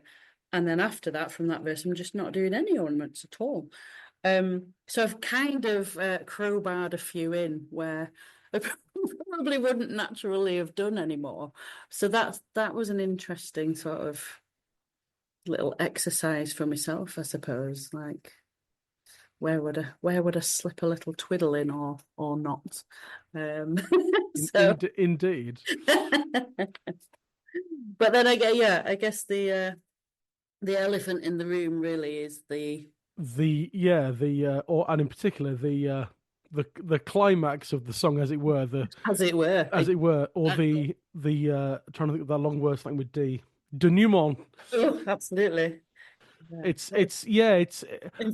But the whole song really, because what an idiot, Yeah, I mean, it's like it's sort of Barbara Allen-y, isn't it? It's that sort of setup, but is he? Except in Barbara Allen, he is dying. Yeah, and is he actually ill? I'll let him off then if he's actually ill. Um, yeah, I mean, no death at the end of this, but It's one of those. It's a happy ending in quotes, isn't it? It's kind of yes, no one dies, but at the same time, I'm not entirely convinced by it. yeah. I mean, it's deceptive from the start. So he's having a whinge. His mum goes, "What's up?" Same thing. Oh, and that was interesting when I was listening to you talking with Steve, about the different versions. Maybe there's a bit that's come before this, maybe he's a serial whinger. But what if Willie's surname is Randall? Wow. Maybe. The sweetheart that kills him, maybe that's his lover. Oh, we could go really far with this. It could be a whole Oh, series. so Lord Randall is a sequel to Willie's Like Wake. Yeah. The Oh. prequel is Billy Boy. We've got films here, Matt. We've got films. Let's do it. Oh my God. We've got to. Someone's got to do a project on this. I think someone did once attempt to try and draw some kind of plot line through every child ballad or something. It's this lad called Willie. He changes his name in some of them so he can get away with it. That's right. Yeah. But anyway, yeah, I mean it's she basically goes, well, let me come up with a little plot for how you can beguile her, which is, beguile is sort of charming, but it's not very nice either, is it? It's the word. The word has a kind of romantic ring to it, but at the same time, when you actually get down to the what he's trying to do, it's not romantic at all. Yeah, no, it's not nice. I mean, it's a massive setup. They've got the bellman in on it. They've got a Yeah. cloud of Well, mourners. the bellman's being paid. Well, yeah, but apparently you could lose your job for ringing your bell when someone wasn't actually dead. I read that somewhere. Oh. But anyway, yes, so they've got him in on it. They've got a bunch of mourners to come and pretend and weep Yeah. around his body. They've got all the brothers. Willie's 7 brothers. Yeah. And brothers. Well, yeah, because in some versions, when she finds out, she goes and asks her dad if she can go, and he basically goes, "No, don't be so stupid." But sometimes there's the 7 brothers are hers and Oh. Willie's. But anyway, yeah. So she goes anyway, and then we get to this weird bit. I mean, the amazing line of melancholy countenance. I mean, I recorded about 7 different versions of this, basically because I kept getting to that line and screwing it up. I was like, I can't screw up the best line. That's right. So this is the first. This is the first. She's lifted up the covering. The covering so red as the sun shines over the valley, and with a melancholy countenance to gaze upon the dead. Yeah, I was going all a bit too dram on it, to be honest. Okay. And I was peeking on my recording. I was like, oh no, I've gone into the red. And I don't know anything about technology, so I couldn't edit any versions. I had to get it right all the way through. But it is a really good line, that yeah. and phrase, melancholy countenance. Brilliant. But yeah, and then obviously we've got the awful bit, and this was partly why I sang this to some of my students. I went to NASC, so North Atlantic Song Conference, which was Manchester Folk Festival the other week. I also sang it there because I kind of wanted a bit of opinion on, should we be singing this song kind of thing. So yeah, basically he's like, oh, ha, I'm not dead. And she and basically picks her up and puts her against the wall. I guess that's the thing, isn't it? It's like that image of she's between him and the wall. That's not a nice place to put your love, really. No, you get that. That comes up in a few Scots ballads. There's those child ballads. We're coming up to. I'm doing some prep at the moment for the next season of the podcast, and that line, or a line about lying between him and the wall, comes up quite a lot in the song Captain Wedderburn's Courtship. Right. There's a lot there, so I think it turns up a lot. I think in some of these child ballads. Yeah, and so yeah, she says, "Can you let me keep my maidenhead?" And he basically goes, "No." She does say, let's wait till tomorrow and we can get married and do it all properly. And the very next morning, I'll be your bride. Yeah. And I don't know. It's a weird situation. I mean, why is he so desperate to marry her particularly? I mean, there is one version where it says, is she rich? It's a bit like the Or is she an heiress? yeah, Yeah. Eleanor and Lord Thomas. It's like, ooh, yeah, marry the rich person. But that's not really in this version. So, and why does she want to marry him so much? I don't know. I suppose we don't know the situation of the relationship. Is she playing hard to get? Does she actually want to sleep with him anyway? Um, but I think there is definitely that. I mean, not that I've been in this situation. Obviously, nobody has pretended to be dead so that they can sleep with me. That would be weird. But Indeed. not that I know of anyway. But I've certainly been in situations in the past when I was younger where I've known the situation's a bit uncomfortable, and I've known I probably don't want to be doing what I'm doing, but I've done it anyway. Yeah. Or I've Sure. thought, I don't really want to do this, or do I want to do this? I'm not sure. So I'm not sure. Well, to be absolutely blunt, is it rape? That's the thing, isn't it? Is it rape? Does she go along with it because it's easier than? Because she does want to be married to him, so it's a weird I thing to suppose. kind of reconcile, isn't it? And But she wants to do it properly and wait until they are married.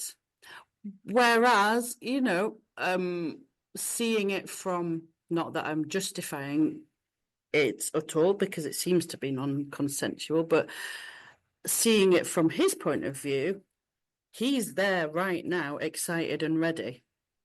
he does, in fact, because she says, "Let me stay a maid, and the very next morning I'll be your bride."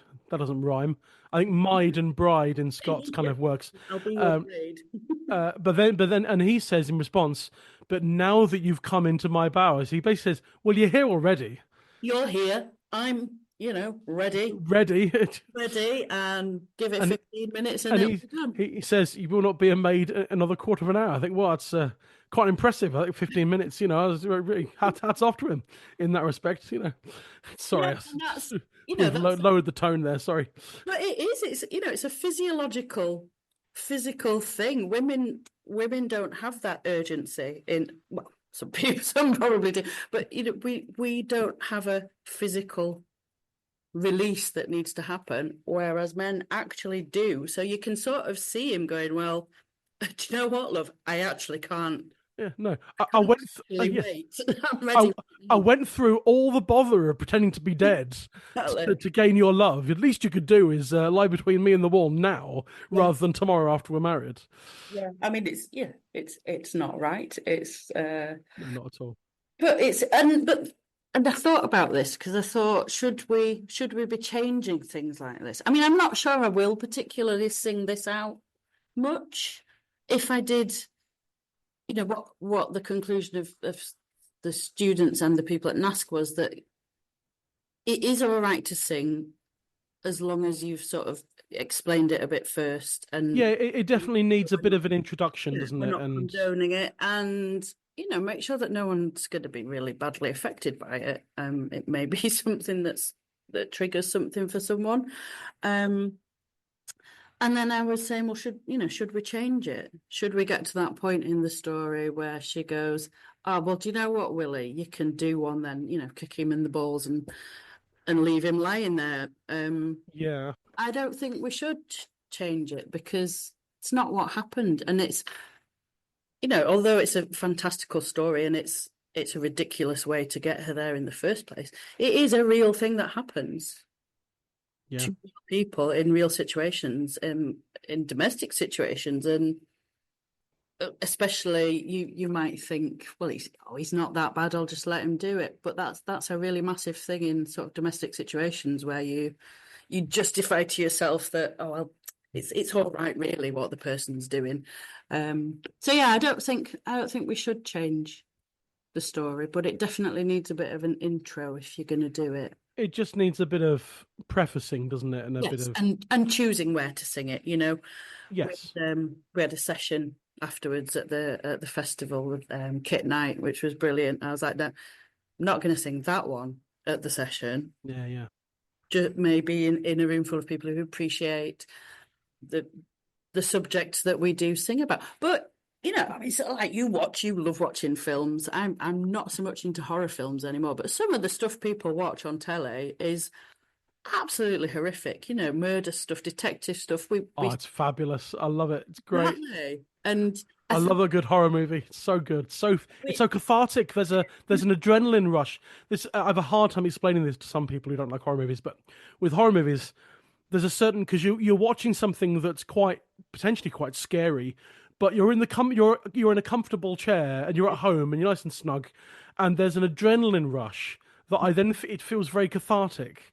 I mean, that's particularly with horror movies, but it's sort of thing, yeah. If you're in the zone for that sort of thing, then it's fine. But Mhm. it's like that traditional singing weekend you and I were both at this time last year, almost, the Morton in Marsh. You could have sung it there, Yeah, I reckon. Because you're in good company of people who all understand this yeah. kind of, We not necessarily understand the subject matter, but they understand we expect. the pitfalls of a lot of these traditional songs. But also, they are, that's the entertainment value of them. It would be, I mean, I suppose it could be quite cool if she kicked him in the balls and left him lying there, writhing around in pain. But Yeah. maybe I will change it. No, not really. Um, But then one of the options is, I know that because I mentioned this a while back on the podcast as well, that my old band, the Dovetail Trio, we used to perform the song from the Copper Family, Claudie Banks, oh yeah.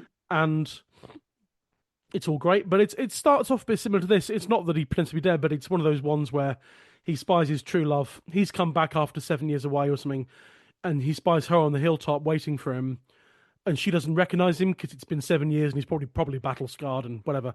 Mm. And it's the whole, I'll test her loyalty and I'll say, I heard that the man you're waiting for is who died. He died in the wars, and she says, "I'll never love anyone else." And he goes, "Well, surprise, darling! It's actually me. You've proved your loyalty. Let's get married." And the song ends there. And so Rosie Hood, who was in the band with me, it's on her most recent solo album, wrote a response song called "The Stranger on the Shore" or "The Stranger on the Bank." Sorry, Rosie.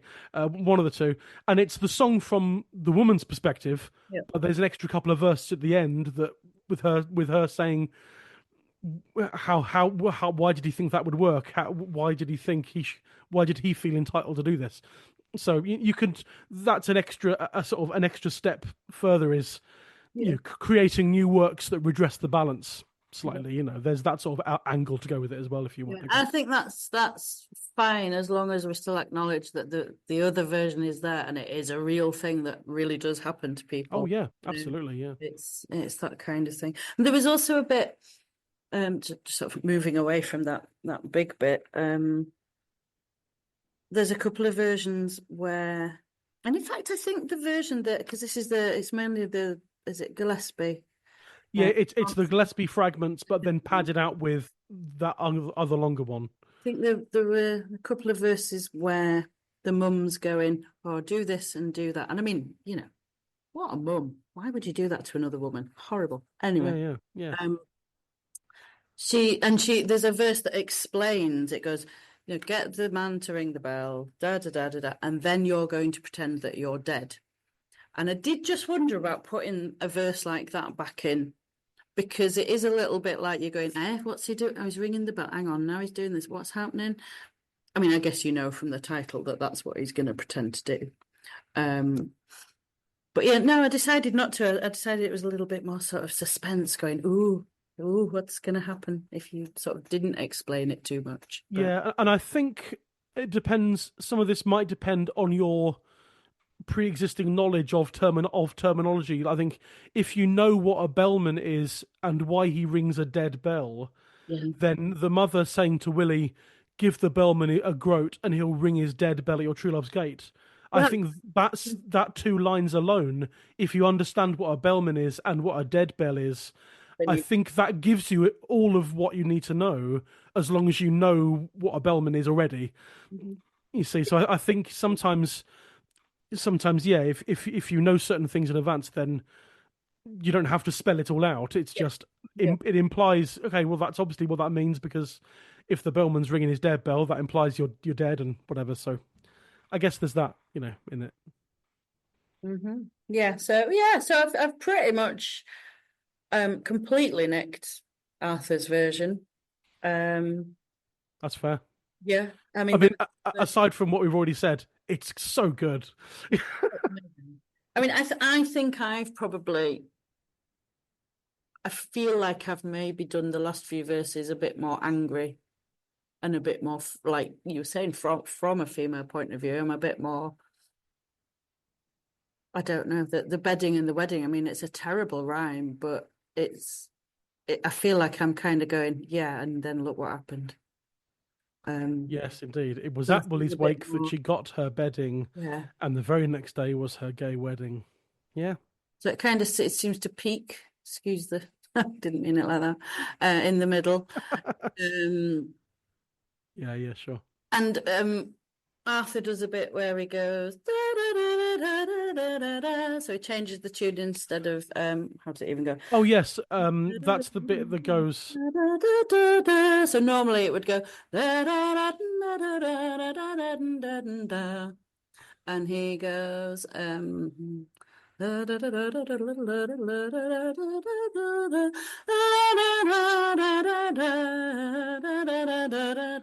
starts the upbeats, that third line on the top tonic, and goes down.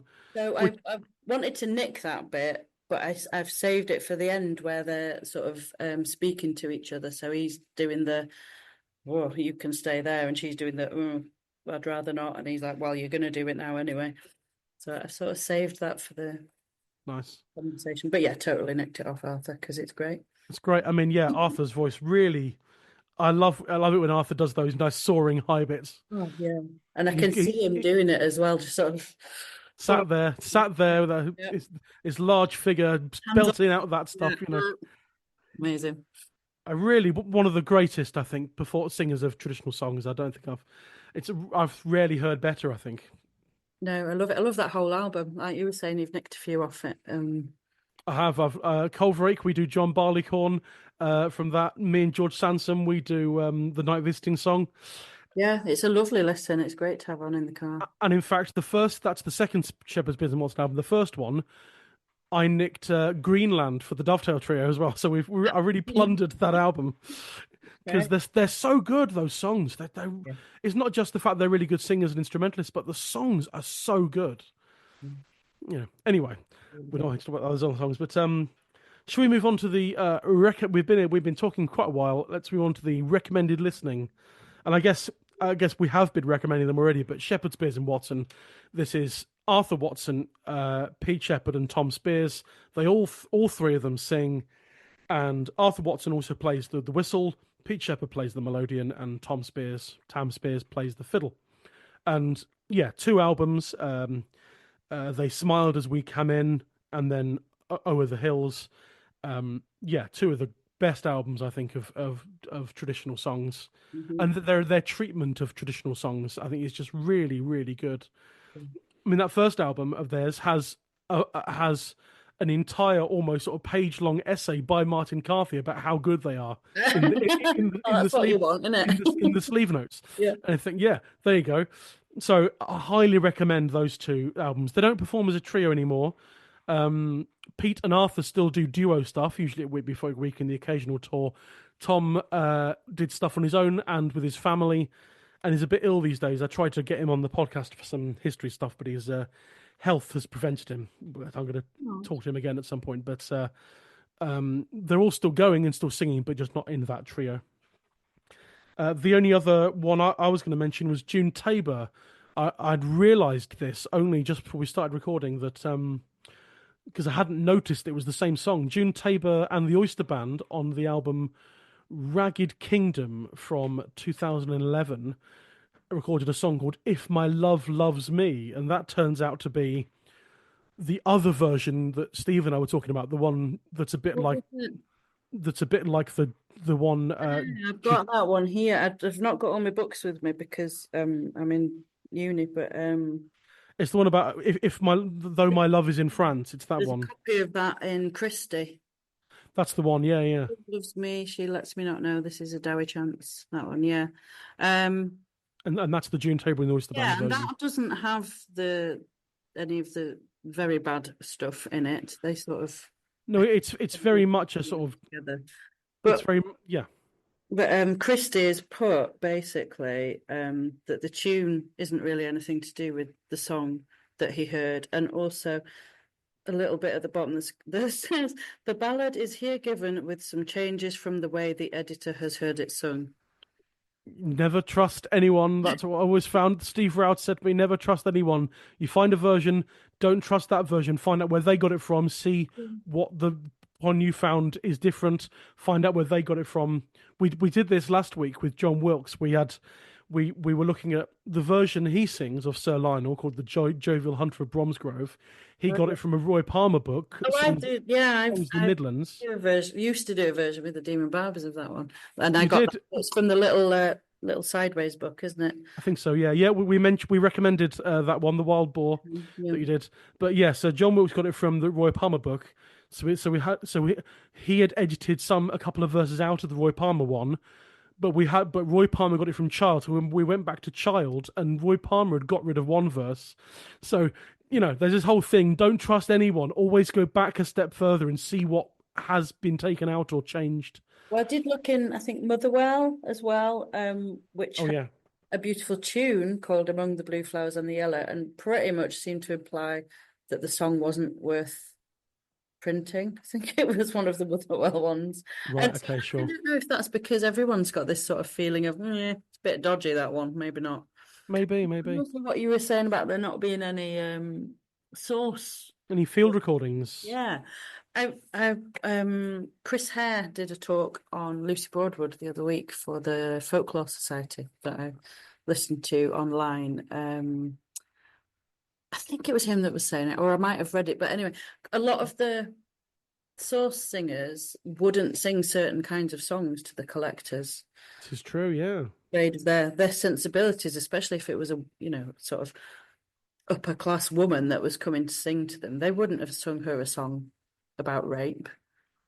No, absolutely, yeah. They would have saved that for like we're saying, we won't go and I don't want to go and sing it in a sing around, but I'll sing it in the company of people who I know it's safe with. So maybe that's a reason why there's not it's not been collected much. There's the story about the Copper family were collected when the Copper family were first collected by and I can't remember her name. Is it Mrs. Lee? Kate Lee, yeah. Kate Lee, who took those songs back to London, and that's kind of what started the English Folk Song Society. Mm-hmm. And she noted down songs from two of the Coppers. It might have been Thomas and James Copper, I think, and the wife of one of them wouldn't let them sing certain songs or certain verses, saying, "You're not singing those verses to this nice." The nice lady, this nice city lady. Yeah. And so that's why all the Copper family songs are really nice, and there's barely any racy stuff in them at all because all lovely and jolly. That's probably because they will cut out the self-censorship. Exactly, that's it. So yeah, maybe that's why. And there are there aren't many versions now that have been recorded, are there? No, but yeah. So I think it's as I said, it's not that. Potentially that no one sang it in terms of the oral tradition, but certainly we have no evidence of that. We don't have it, but Ewan McCall did a version, didn't he? But there's not a lot in his version. It's only about 5 verses. Nothing much happens really.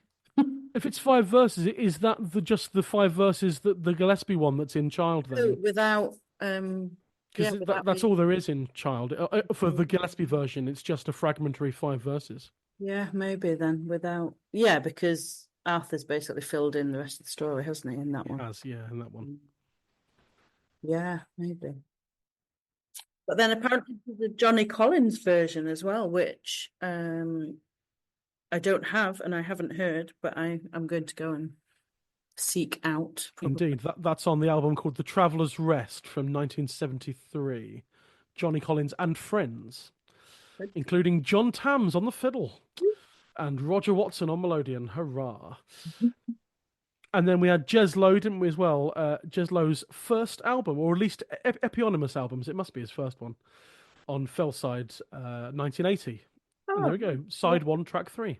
It's quite a jolly version, I think, that one. Is it? I've not heard that one. It is available on YouTube. I will be putting links to all these in the show notes. And Chris Wright and Lucy Pringle as well. We'd come across, hadn't we? Yes. Yeah, that's a lovely one. I've not met Lucy Pringle yet. I've met Chris once at a Zoom chat. He will at some point be involved in this podcast on the history side for stuff, from some of the Scots ballads. So that'll be very good. I highly recommend. He's a very lovely man and a very good singer. So I reckon good tracking those ones down. But I think that's all. I think, isn't it? Jez Lowe, Chris Wright and Lucy Pringle, Ewan McCall, Johnny Collin, June Tabor in the Oyster Band, and Shepherd, Spears, and Watson. Think we will put links to all those in the show notes, the episode notes. I think we better wrap things up there. Yeah. Thank you ever so much for coming on. And my absolute pleasure. I can talk about folk songs forever. Good. Well, we'll have you back at some point, I'm sure, for some more songs. Tell us. This episode is going out a week away from when we're recording it, on the 16th of April. So pretend it's the 16th of April and tell us what gigs or projects you've got coming up. Where can people see you in person performing? Doing a little bit of Shepley Singers for May Day things. We're performing in Shepley on the 4th of May and the 18th of May in Holmbridge. So that's my choir that I run. Oh, yeah. Me and Alice have got a few gigs coming up. We're doing Bristol Folk Festival, Chester Folk Festival, Lymm Festival. What else are we doing? Rothbury, Whitby, Shrewsbury, but that's a bit more in the future.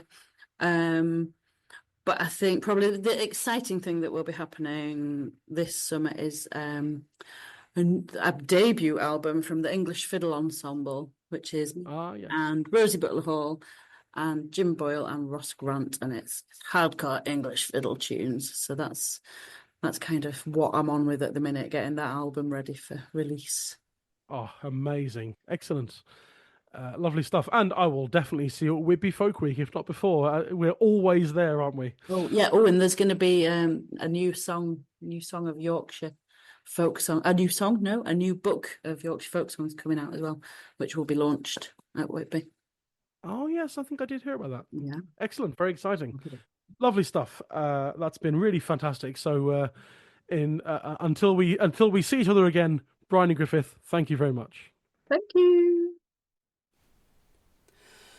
Willie, my son, why look you so sad as the sun shines over the valley? I lie sorely sick for the love of a maid. Among the blue flowers and the yellow, oh, Willie, my son, I would learn you a while as the sun shines over the valley. It is how you can this maiden beguile among the blue flowers and the yellow. And it's you'll give the bellman his bell groat as the sun shines over the valley, and he'll ring his dead bell at your true lover's gate.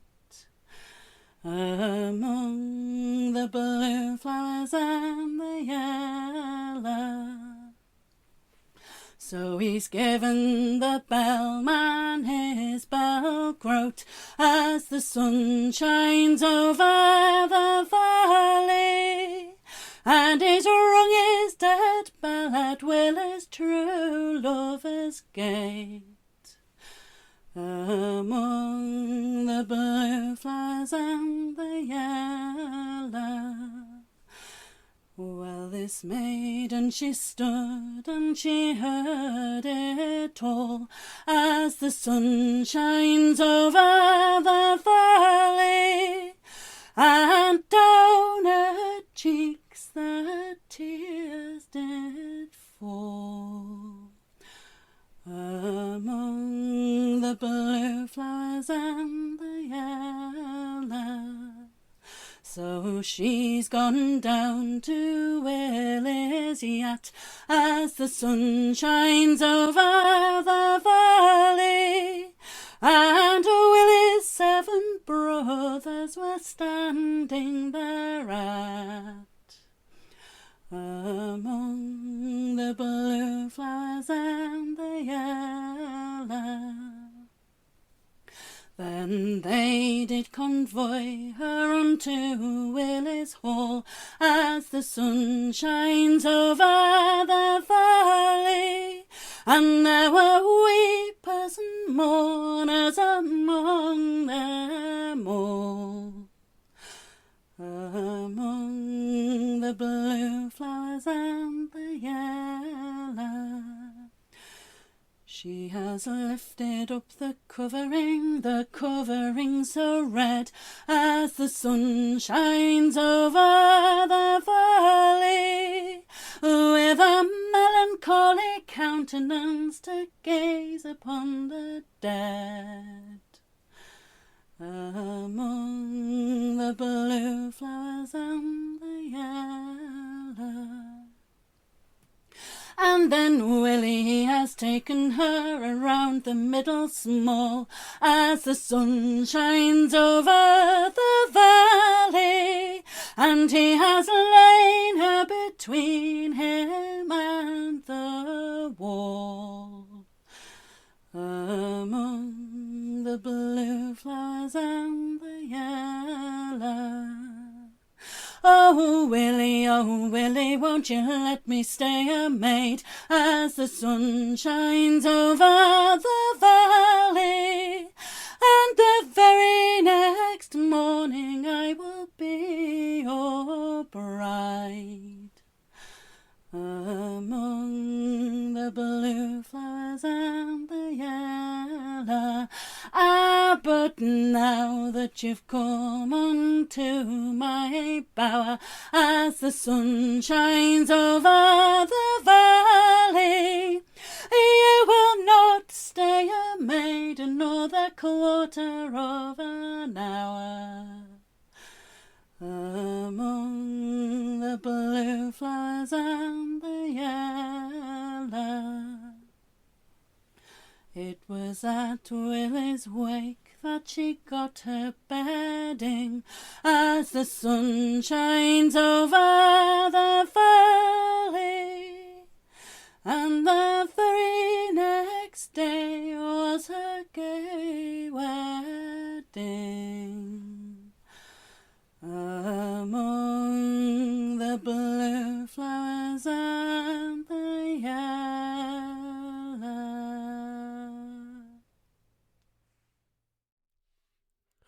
That was Bryony Griffith singing Willie's Lyke Wake. And that brings us to the end of the episode, and indeed the season. What did you think? What are your thoughts on this song in particular? It's and the thorny subject matter. Is this a song that you just outright wouldn't sing, or do you feel, as Bryony and I do, that there are places and safer environments where you can sing this song, all up for discussion, that sort of thing? And what are your thoughts on this season of the podcast as well? Personally, I think it's been really fascinating because there are some songs that I've just never heard of before, and so it's been really great to delve into the history of those ones for me. Are there any songs that you hadn't heard of in this time as well? Let me know. The email address is intheroud@singyonder.co.uk, or you can visit the podcast on various social media platforms. We're on Facebook, X, Instagram, Threads, and Blue Sky. Just search for In the Roud, a folk song podcast. As ever, if you're enjoying the podcast, I would very, very much appreciate it if you could give us a little rating and review on wherever you get your podcasts from. This really helps to reach a wider audience. On Apple Podcasts, that's always the star rating out of 5, and you can write a little review. Takes 30 seconds maximum to do that sort of thing. And on YouTube, you can subscribe, and you can click the like button on each episode and write a little comment underneath. And please do subscribe. Wherever you get your podcast from, please do subscribe. It really helps to the reach of the podcast to spread a bit wider and spread the love of this folk song nerdery. If you feel so moved to support the podcast financially, then please do head on over to patreon.com/intheroud, and you can sign up for either £5 or £10 per month and receive regular bonus content. Even if you don't want to hear the bonus content, that's the place to support the podcast. There are loads of episodes in the Patreon back catalogue, but coming up next week, we'll be having the first episode in a new Singer's Choice mini-season with special guest and good friend of mine, George Sansom. He's chosen 3 excellent songs, and I can't wait for you to hear the episodes. Find this and more at patreon.com/intheroud. In the Roud is a media partner to Veteran, the traditional music label. Although this song does not feature on any Veteran releases, you can find details of their extensive catalogue at veteran.co.uk. A huge thanks, massive thanks to everyone who's been involved across this season of the podcast. That includes historical contributors Vic Gammon, Helen Lindley, Steve Gardam, Sandra Kerr, Martin Nail, David Atkinson and Steve Byrne, and the singer guests too, Cohen Braithwaite Kilcoyne, Nancy Kerr, Hannah Martin, Helen Lindley, Alistair Roberts, Sophie Crawford, Katie McFarlane, Rachel Newton, John Wilkes and today's guest, Bryony Griffith. And that's it for Season 3. We'll be taking a short break of just over a month, and Season 4 will be coming at the very tail end of the month of May. Until then, that's it from me. Stay safe, be well, and I'll see you next time in the Roud.